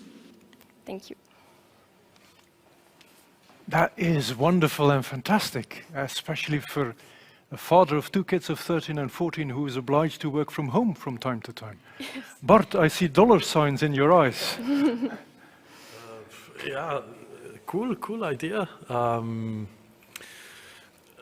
How are you going to productize it? Have you any ideas to do that? Yeah, so I need 4 more years in my PhD to really validate this system, to find out what is the exact benefit of this system and to test it in different target groups. So we start with normal hearing people, then older people, and then the hearing impaired subjects, and really find out what specific parameters they need to be fitted. And then afterwards, we would need a couple more years, like 2 or 3, that a company picks this up and it can really be on the market. Marvelous answer. The subtle difference between selling and being sold to. Any other questions? Yes, Koen. Do you have to partially implant the hearing aid? Sorry, implants? No, so you have the hearing device and you also have a cochlear implant. So with the normal hearing device, there's a small piece that's inside the ear canal and a piece behind the ear. And we can implement these electrodes inside this device because it touches the skin. And then it can measure the brain activity and the activity here at the auditory cortex. And then you also have the cochlear implant, which already has electrodes inside the cochlea. And we have also found in other research from a colleague of mine that we can also measure the brain activity from inside the cochlea. Professor Smits. Yeah, well, while you were giving this great talk, I was thinking that my children actually already have your device because they can, well, mute me for some reason, but, well, I guess, well, you just told that this is just, well, this is still in development, and I'm actually wondering what part are you working on? Are you working on the, let's say, the capturing of the attention where it should go to, or the capturing of the sound that you want to hear? Because I think that those are two different things in the equation. I mean, they're both interesting, and I'm wondering which one you're working on. So you have different approaches. One is where we look at the envelope of the speech and really the auditory attention. So the envelope, which means the slow modulations in time, so not the fine structure of the speech, and we will see if that corresponds to the activity in the brain. But you also have another approach where we look at the locus of attention. So if someone is at minus 30 degrees or at plus 30 degrees, this can also be detected in the brain, and then it will know, okay, we have to really amplify the speaker at this location. Okay. And this is pre-programmed or a self-learning kind of network thing? You also have different approaches there. So I have some colleagues, engineers, that are working on the linear methods and also on the neural network methods that correspond more to how a brain works. So we're searching the best one. Good luck in your search, Iris, and thanks a lot for this very interesting idea that could have very intriguing applications. Okay, thank you. We have another 4 bright minds up our sleeves for you, so thanks for staying tuned for the next, say, 15 minutes. The next one is Rafa Galvez, currently PhD student at the Department of Electrical Engineering, and more specifically, Computer Security and Industrial Cryptography. I truly wonder how he will manage to compress the deep and sometimes devastating challenges around privacy and artificial intelligence into a keynote presentation of no more than 3 minutes. I propose we find out right away.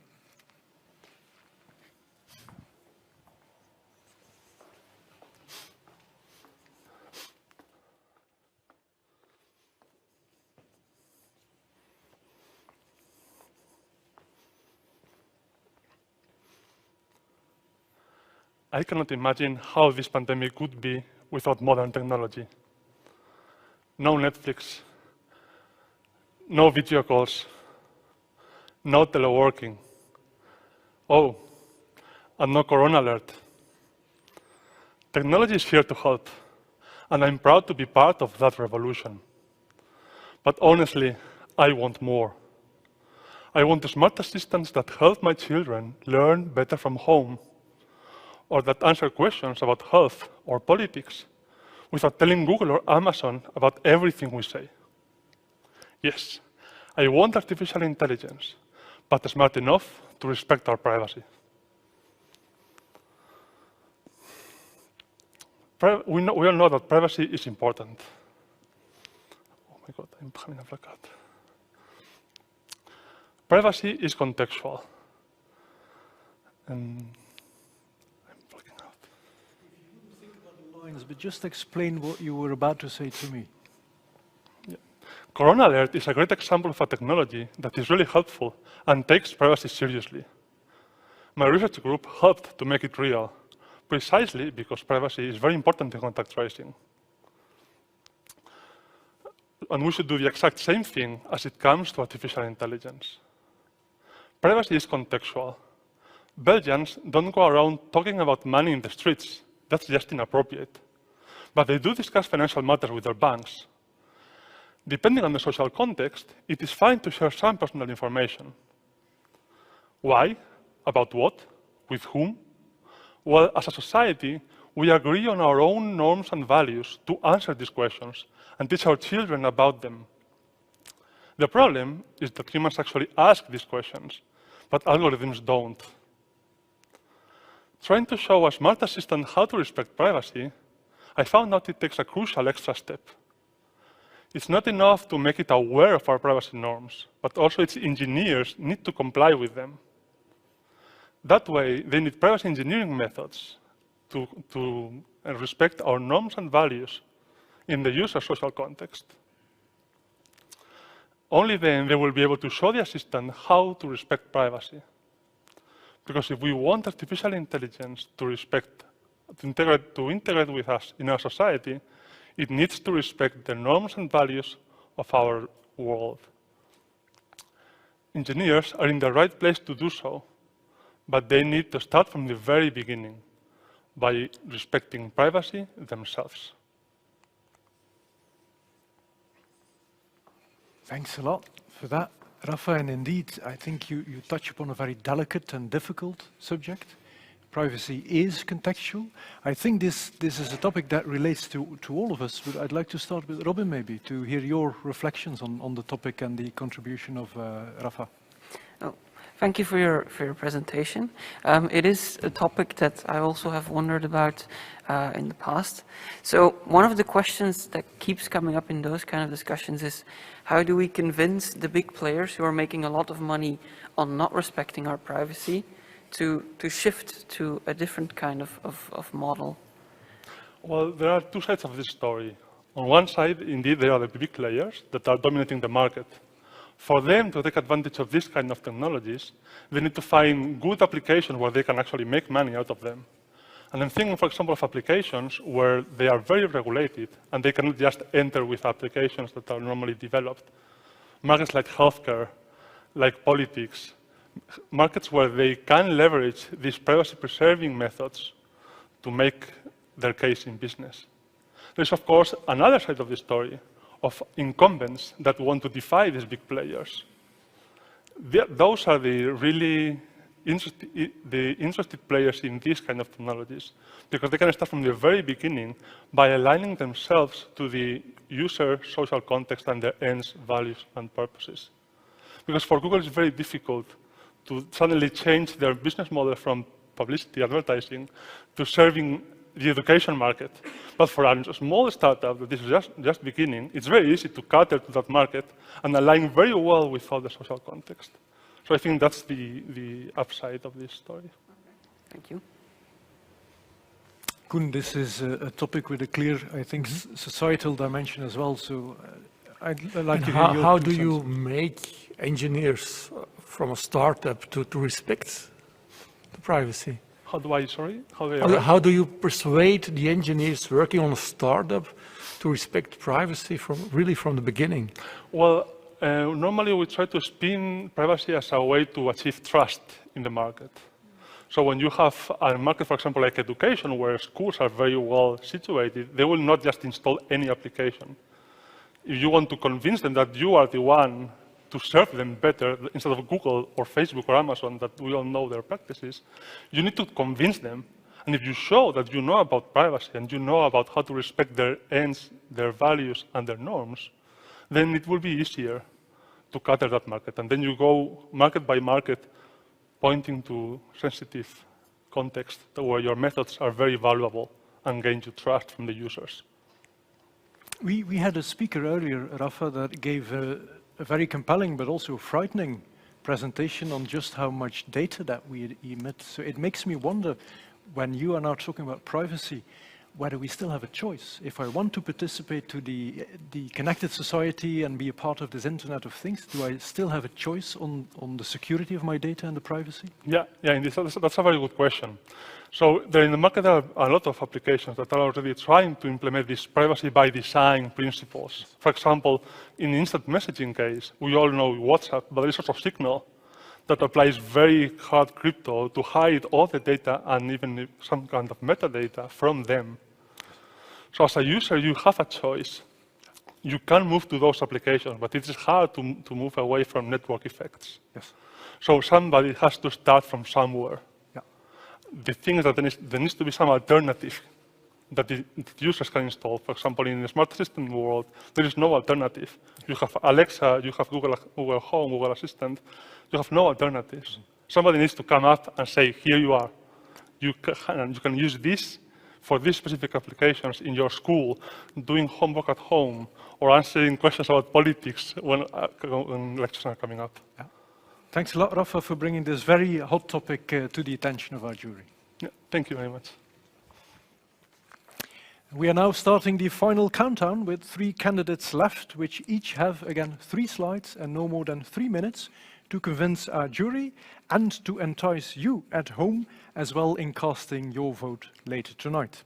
And our next speaker is Lieselore Lovriks, gynecologist by education and medical doctor at the Leuven University Hospitals. Thanks to an FWO and FWO scholarship, she is currently pursuing a PhD in biomedical sciences in close collaboration with the VUB Center for Cancer Research. Tonight, she is sharing her lessons learned on trial and error in cancer treatment.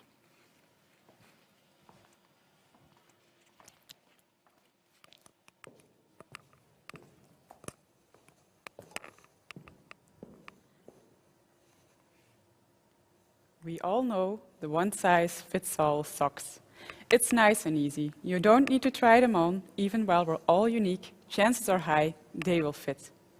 But what happens when we, as unique individuals, are diagnosed with cancer? Well, your doctors will probably do the same, and they will suggest a treatment with high chances for your cancer type and hope it will fit. How do I know this? Well, I am one of those doctors. But today I'm here to tell you that this strategy is in a desperate need of change. Because almost all day you can read in the news about new and improved cures for cancer. And it is true. New targeted treatments are opening up a completely new era in the fight against cancer. But what you don't read in the news is for which patients these treatments will actually work. Let's look into ovarian cancer. 8 out of the 10 women who fight against this disease with chemotherapy after chemotherapy will eventually lose their fight.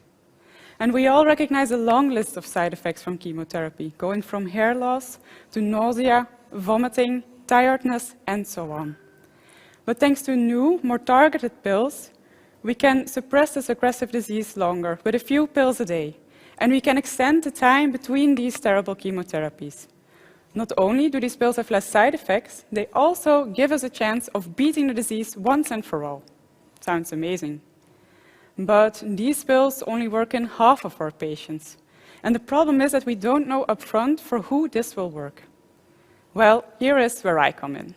By looking at the DNA of cancer cells. Because just like all of us, also cancer cells are unique. And that's why I focus on these cells. All day long, all our cells are busy trying to repair mistakes in the DNA. And ovarian cancer cells are actually very good at this.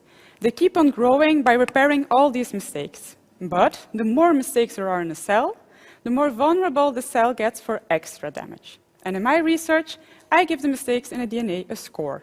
And we call this the HRD score. And when a cell scores high, well, then I can use the pills to block the cancer cell and make sure it no longer repairs a fault in the DNA. And then the cancer cell will die. So by looking at a selection of cancer cells from a unique patient, I can count the number of mistakes in the DNA. I can tell you before start of the treatment whether the therapy will actually work. Or maybe it's better to look for an alternative. In this way, I can link an effective treatment to a unique patient. And we no longer treat everyone in the same way. So if you ask me, one size fits all, it is great for your socks, but not for cancer treatment. Thank you. Thanks a lot, Lieselore. That was fascinating indeed. I heard almost a plea, or I heard you preaching that we're no longer treating cancer, you are kind of treating in a specific tumor type inside the unique body of an individual patient. So extreme personalization of healthcare and medicine. It's true. It's amazing. Who goes first? Sure, Koen. The miraculous pill you're talking about, is it another type of chemo or is it immunotherapy or? It's really targeted therapy. These are PARP inhibitors. And we've seen that ovarian cancer is very unique in this genomic instability. And with these pills, we target the strand breaks in the DNA. And we see for ovarian cancer, this already has a lot of success in the patient. So it's targeted therapy.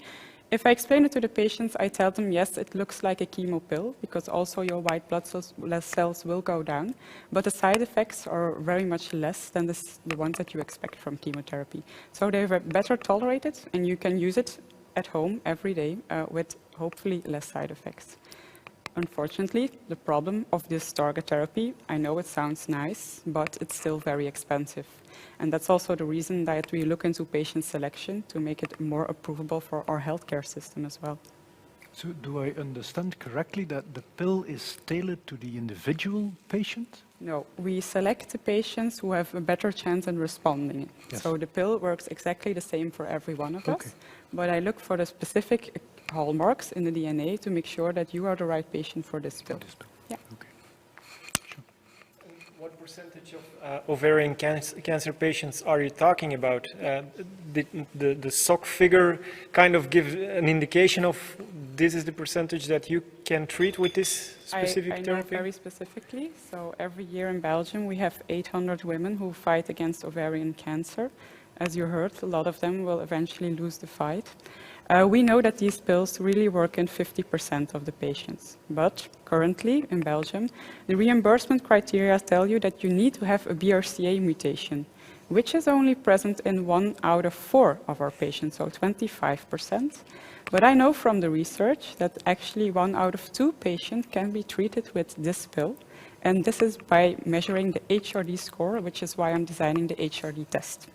So I actually want to improve the amount of patients that we can treat in Belgium, make sure that we have a larger reimbursement for these pills, but we know the effect already of. Yeah, thank you. Nice presentation. Perhaps a small follow-up question on the side effects. Do patients have the same side effects, just less? Okay, can you please explain a bit? Yeah, of course. They're very much better tolerated. So, of course, no hair loss. The only side effects that we know from the pills are sometimes nausea and a lower count in white blood cells. And I have to tell you that 1 out of 100 patients has a chance of developing leukemia. And that's why we need the selection so much. So I can also avoid people who are not going to respond in advance from side effects that they don't have the risk for. But if we compare it to chemotherapy, and that we of course did in a lot of clinical trials, then we see they're better tolerated. Okay, thank you. Thanks a lot for that presentation, Lieselore, and also for shedding a ray of hope here tonight. Thank you.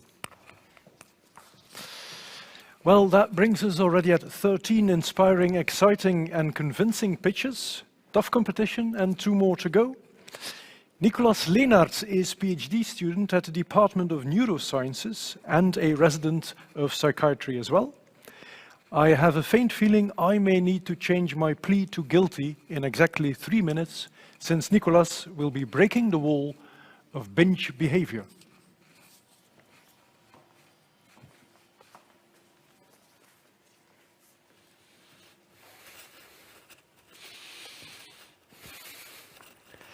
We need to talk about Lisa and Tom.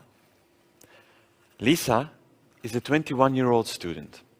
And just like 10% of all students, she's got weekly binge eating episodes, where she eats a large amount of food in a short period of time, and she feels like she can't control herself. Afterwards, she feels bad, and she doesn't eat the next day, or she exercises excessively, or sometimes she throws up.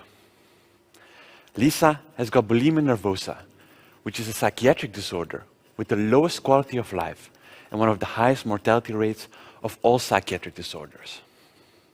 And then there's Tom. He's 27, just started working. And when he was a student, he had weekly binge drinking episodes, just like 10% of all students, where he drank 5 units of alcohol or more within 2 hours. He still does that. And in the past year, he missed work a couple of times, almost had an accident while driving, and his partner repeatedly told him to stop. Tom has got an alcohol use disorder, which is the world's 3rd largest risk factor for disease and disability, and costs 1 billion euros in Belgium every year. Bulimia nervosa and alcohol use disorder are psychiatric disorders with a huge impact, and we're awful at treating them, because we still don't know why people binge eat or binge drink. Well, if you'd ask Tom or Lisa, then he would say that stress plays a huge role. And indeed, if you would take them to the lab and you would stress them out, then they would eat or drink more than someone who doesn't binge eat or binge drink. But how and why? That's something we can't learn in the lab, because we researchers might live in the lab, but you don't, and patients don't. Context is important, and daily life is important. We need to follow patients in their daily lives. And how do we do that?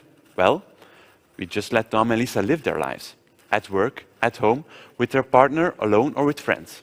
And over a 1-year period, we're asking them questions through their smartphone on specific days. That way, we're gathering a huge data set that allows us to find out how stress causes binge behavior, even predict it, so that in the future, we can help Tom and Lisa to get rid of their binge eating and binge drinking episodes. Thanks a lot, Nicolas, and indeed I need to change my plea to guilty, although I don't want to reveal my hand. You are talking about both drinking and eating disorders. Would it also relate to other types of binge behavior? Yes, there are perhaps some similarities with other ones, like gaming perhaps as well, or use of internet. I think that's one of the more similar ones. Of course, everyone is still unique. Everyone has got, every type of behavior has got their own characteristics, but I think that eating and drinking are very similar, and perhaps there are others as well, such as gaming. But so I understand the correlation between stress and binge behavior is most pronounced when we're talking eating and drinking. Yes, indeed. Yeah. Okay. I'd like to open that to the floor or to our jury to see whether they have any questions, please. Professor Congratulations, great presentation. I was wondering, is it easy to find participants? Because, you follow for a year, you have to be honest all the time. I guess it's not so easy to do that. So up to now, we've got 140 participants, out of which already 70 have finished a year of data collection. And we've thought really hard and long about how can we make this feasible for the participants. So we've got a very specific protocol. And we've had, of course, some people that said, okay, it's not compatible with my lifestyle, but the dropout is very limited up to now. It's just 10 to 15%, which is very good if you compare that to other studies, especially in psychiatry. And has it already brought insights for the treatment? So for treatment, that's something for the future. The goal is to reliably predict binge behavior first, and then when we can predict it, to then implement an intervention so that we can actually prevent the binge behavior from happening. Okay, thank you. Our previous speaker had a very hopeful potential therapy for cancer, but also added at the very end, when she was challenged by our jury, that it has a chance of 1 in 100 to develop leukemia. So she was, as a scientist, looking the bare facts in the face. So I'm asking you as a researcher or a scientist, and it's a follow-up question from Professor Kohlenberg. You are indeed gathering your experimental data from people who are inclined to develop a psychiatric disorder. To which extent can you trust the data that they provide? Of course, that's always something we need to think very well about indeed. Can they really feel what's happening, or can they really reflect upon certain emotions or some events that happened? I think that especially when it comes to treatment, motivation is very, very important. That people say, okay, I will report honestly. That's of course a basis, and to also explain what everything means, and to train the participant as well. That's something we do as well, to train people. Okay, what does this this emotion mean, what does overeating mean, perhaps to improve that. Yeah. A question about your methodology, because with similar kind of designs, I've seen effects go also in both directions of that tracking methodology itself. I mean, it could be an additional stressor for somebody, leading to more of the behavior that you actually want to prevent, or for others as a kind of a social control that limits those kinds of behaviors. So do you have any insight on how to control for those effects of your instrument itself? Yeah, so for stress, it's a concern in stress research using this method. Are we inducing stress by doing so? And there have been specific studies on that that says that no, we're not inducing any more stress than just other events. So that's not a concern there. Is it a social control? Well, the participants are just interacting with a smartphone and an app. I don't know what they're answering. There's so much data that I don't. The participant, can be safe in knowing that, okay, I'm just putting a response in here, but there's nobody actually watching or anything like that. So I think the anonymity is something that also helps there. Last question from Professor Meiler. Yes, thank you for a very interesting topic and presentation. A bit to follow up on what Tim has asked. So your main variable, I would say, is stress. But of course, that's a very broad concept, and a lot of contextual or other factors can play in. So how do you cope with, let me call it, all these variables in your study? So indeed, the focus is stress. But as I already said, we can do that in the lab as well. And context is very much important. So we're not just asking about stress, we're asking about other emotions as well. Craving, for instance, for a binge eating or binge drinking episode, or also impulsive behavior, that's also very important. Where people are, who they are with. So we've got all this contextual data, and I highlighted stress because that's very important, but all the other aspects are, of course, important as well. Okay. Thanks a lot, Nicolas Leenaerts, for a very interesting angle in a very interesting domain. Thank you so much. And our last contestant for tonight is Thomas Collins, PhD student at the Robotics Research Group at the Department of Mechanical Engineering at KU Leuven. With no single intention to impose any additional pressure on Thomas, I do want to remind him and all of you in the process that last year, Robin Amsters was victorious in the Falling Walls Lab competition with his remarkable contribution on lost robots. Having said that, I'll leave it up to Thomas to wrap up our session by breaking the walls of dumb robots.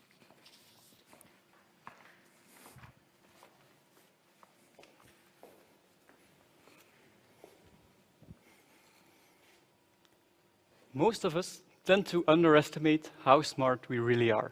I say most of us because, of course, we can all think of someone who overestimates this. But because I'm a football fan, I'll give the example of handing a football to someone to illustrate how smart we are. Simply making eye contact with another person is enough for me to indicate that I will be handing over my football. Next, that person and me, we will synchronize our arm motions such that our hands arrive at the same point in space at the same time. And then we can transfer the ball between our hands without dropping it and often without saying a word. During this brief exchange, we share a lot of information with each other, and we don't even realize it. Humans are experts in recognizing small motions, estimating someone else's intent, and then anticipating on it. It's one of the reasons why we can work well together. My goal is to make exoskeletons experts in this too, and thus make them smart. This is me wearing an exoskeleton. This particular prototype provides support at my hips and lower back whenever I'm lifting objects from the ground. By the way, you might notice that the bottles in the crate of beer are all empty, which is an indicator of binge behavior. Exoskeletons like these are useful at companies active at airports, logistics centers, or postal services. State-of-the-art exoskeletons now contain motors that in theory can provide you with the right amount of support at the right time. In practice, we have no clue what the right time is or what the right amount of support is. And that's where I come in. Using sensors on the exoskeleton, I register human movement, And then I use what I've registered to teach the exoskeleton to recognize specific motions. If the exoskeleton knows what you're doing, it's better able to provide you with the support you need. This is an improvement over current commercially available exoskeletons in industry that are often uncomfortable and sometimes even painful to wear, precisely because these dumb exoskeletons have no clue what the user is doing. But it's also relevant in the healthcare sector, where exoskeletons are being used to provide support to patients during their rehabilitation processes. In these two examples, smart exoskeletons will allow for safe, intuitive, and predictable interactions between the human and the exoskeleton. As such, we combine the best of both worlds, the robotic world with strong and precise machines, and the human world with highly adaptable and highly intelligent inhabitants. Of course, without counting Anderlecht fans. Thank you. Thanks a lot, Thomas. And I was about to ask, indeed, you're a football fan, so Yes. which club? Leuven, of course. Leuven, of course. That's one up for the jury. I have to go to Robin, obviously. Of course. Thanks, Thomas. Of course, as a robotics guy, I'm I guess biased to like the robotics talks, but nevertheless, thank you for your talk. What I want to know is how hard is it to generalize this prediction to different kinds of motion, because we can do lots of things with our arms and legs, and so we need lots of different kinds of support. So how hard is it to? Yes. So there is indeed a wide variation of what a human can do. But in companies, in certain tasks, there is often quite a few sets of motion that is very distinctive, that you can pick and say these types of motions need support. So then we can focus on that type of motion and make the exoskeleton recognize just those. But it's true that, of course, a human can do a lot of things. Yeah. Okay, thank you. Koen, please. In the example you gave, the bottles were empty. Yeah. Bottles can be full too. And me as a human, I know that I don't need as much power to lift the empty bottles. Can you transfer that knowledge to the exoskeleton? Well, that's a very difficult thing to do, because the exoskeleton has no eyes to see what we would be picking up. But what we can do, and that's also information that's often available in companies, is we have a measure or an average of the amount of load that the user needs to lift. That's often knowledge that is available in companies at airports or something.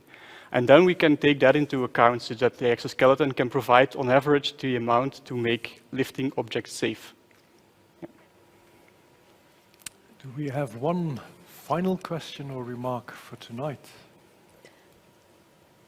Professor Kohlenberg. Yeah, I have several actually. Congratulations, it's a great presentation. Do you already have buyers for your product? So for this particular prototype, it's still under development, but I'm part of a project with multiple universities and research groups, and also companies that have shown an interest in this type of devices. So I'm aware that there is a big demand from companies for this type of device, yes. Yeah. So I think there will be buyers, yeah. I'm sure there will be. And otherwise I'll buy one of myself, because I think it's cool. For all these crates of beer. Yeah. Thank you, congratulations. Thank you. Very good. Thanks a lot, Thomas, Thank you. for closing our session. And indeed, that was one hell of a ride. 15 young and bright minds which are ready, willing, and able to take the floor, to challenge the status quo, think outside the box, and dare to follow innovative and groundbreaking ideas. I think I can already safely announce the first winners of tonight, which are science, technology, engineering, and mathematics. Congratulations to all participants for their convincing pitches and presentations. We will now take a 15-minute break, a 1-5, to enable the jury to do what juries tend to do at universities, which is deliberation. It also offers you the possibility to cast your vote for your personal favorite. And for that popular vote, you can use the link which should now be appearing on your screen right now. We'll be back at around 15 minutes past 10 to announce who won this popular vote, and also to disclose the winner of our professional jury, who will be eligible to participate at the international competition in Berlin later this year. So stay tuned, we'll be back in 15 minutes.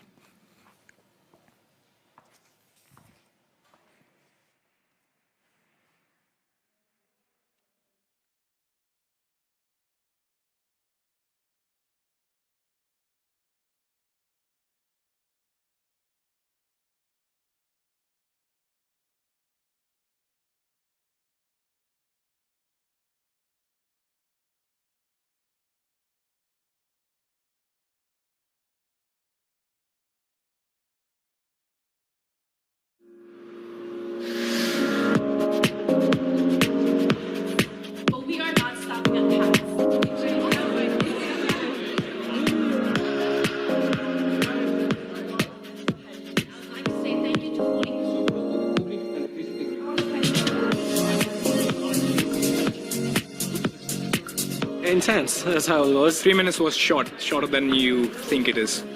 3 minutes, it's enough to say what's the purpose, what's the problem you want to solve, how you're going to do it, and what does it take. What you're looking at right now is the first schematic for a cure for the deadliest infectious disease known to humanity.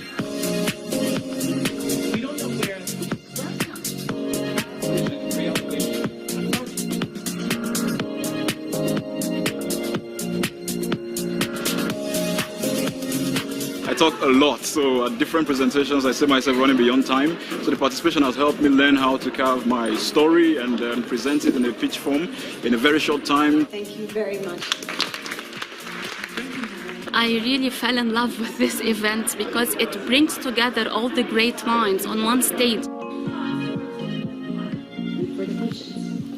You need to be also out of the box in order to share, to feed your own research with the contact with the others.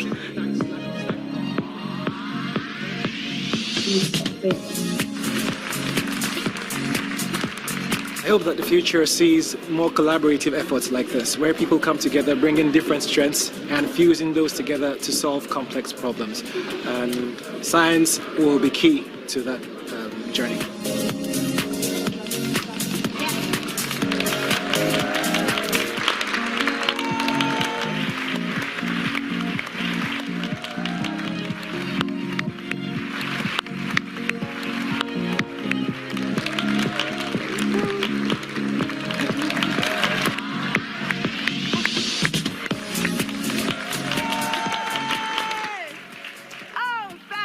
Thank you so much.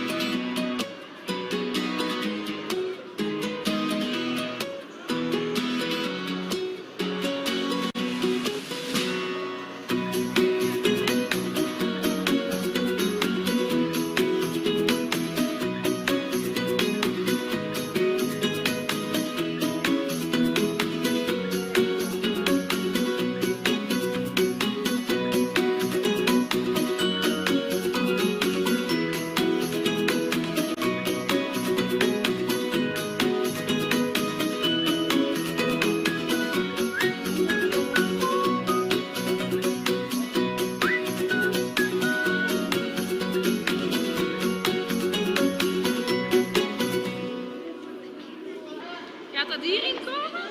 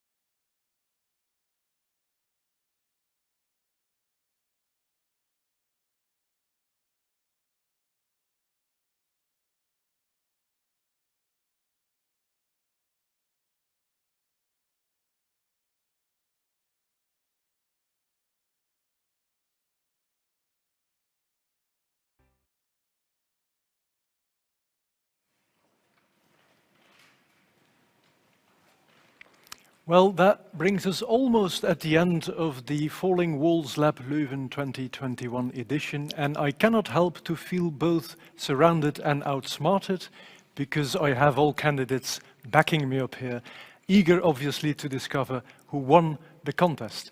We have again one popular vote. We also have a top three, I would say, a bronze, a silver and a gold medal from the professional jury, and the winner from the professional jury will be eligible to take place in the international competition later during the fall in Berlin. So without further building the suspense, I would like to give the stage to the jury, the chair of our jury, which is Professor Reine Meelaert, to announce the winners of the competition of 2021. Thank you very much, Philippe. Good evening, everyone. It's of course my pleasure to be surrounded by all these terrific candidates, and I'm really honored to be able to give the prizes in a few minutes. I first would like to thank all the candidates for being here with us tonight, for having done the presentation. We for sure know all that this is not an easy job, and I think it's even more difficult without audience. I know from previous sessions that the audience steers you up, the audience helps you, and so on. So it has been even more difficult than it was before. I'm sure of that, but I'm sure also that this will stay a memory that will take you through your life, that you will take through your life, and that will be a memory that you will cherish, whatever will be the result of this evening. So my congratulations to all the candidates. You have done a great job, and I enjoyed very much this evening. Thank you so much. Now, I would also like to thank the members of the jury, which is Bart Geers, I start there, Katrien Kolenberg, Tim Smits, Robin Amsters, and Koen Wouters. Thank you so much, and perhaps we can give a small applause for yourself and for the jury. And then, of course, I think he is standing there behind. I would like to thank also, and I think I can do so in name of all the participants, Bas Birker, the stand-up comedian, who has worked with you, who has done such a good job. We have seen the result tonight. So wonderful job, Bas. A big thank you on our behalf, and especially, I think, on behalf of the candidates. Thank you.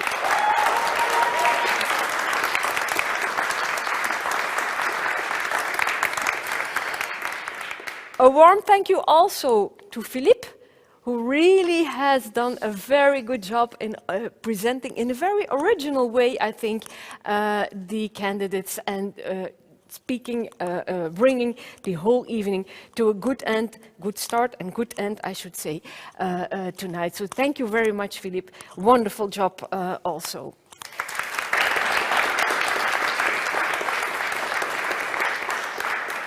And then last bit of suspense before I start handing over the prizes, I want to thank, of course, the staff members of the Research Coordination Office and of the Science Communication Office. This is Nathalie, Anne-Sophie and Emma. Thank you for doing the organization. It's a whole job. It's not an easy job to do such an organization, especially not for an online event like this one. So everything has been great. Everything has run smoothly. Thank you so much for that also.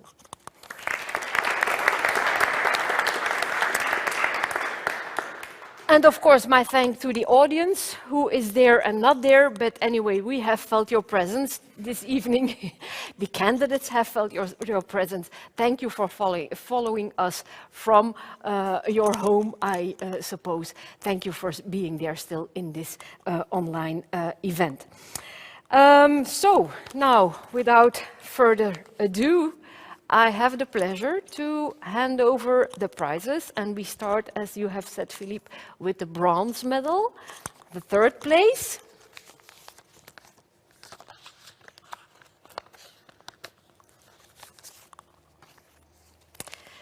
And the third place goes to Vrone van de Wielen for breaking the wall of anti-arrhythmic drugs.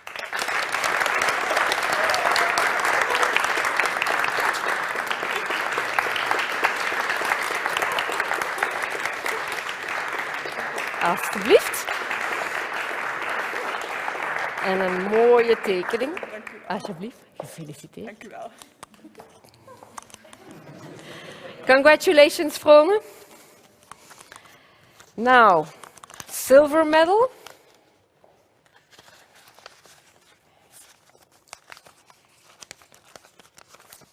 This is not the silver medal.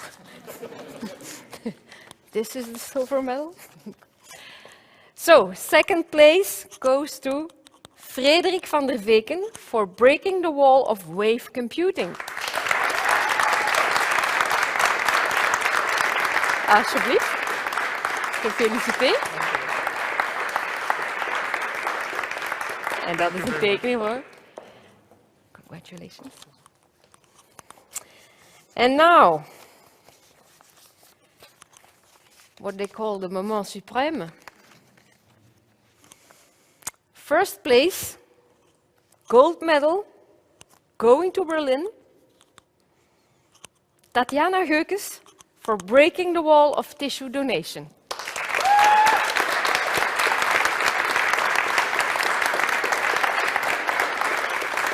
Alsjeblieft. Gefeliciteerd. Dat is voor jou. Ik was heel geraakt door uw presentatie. Absoluut. Gefeliciteerd. Congratulations. So there are the 3 beautiful winners. And of course, they all are winners. And I've spoken about the audience. They are far away perhaps, but they are still close by.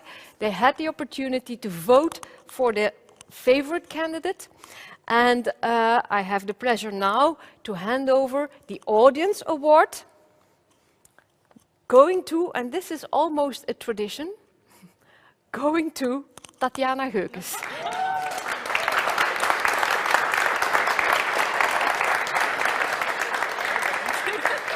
Gefeliciteerd. Ah, hoort dat daarbij? I didn't know. Here, a bunch of books. Keep you busy if you want to take a distance from the donation. There are some books for you. So once again, congratulations to all of you. Thank you for being there. I have the pleasure to give the floor to Philippe, who can close the evening.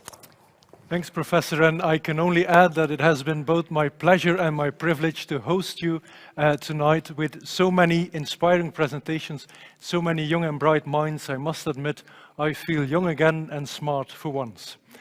Do stay safe and strong, and I hope that it's one of the last live streams or online events. I think we're all starting to get a little bit sick and tired of all the Zooms and the team calls.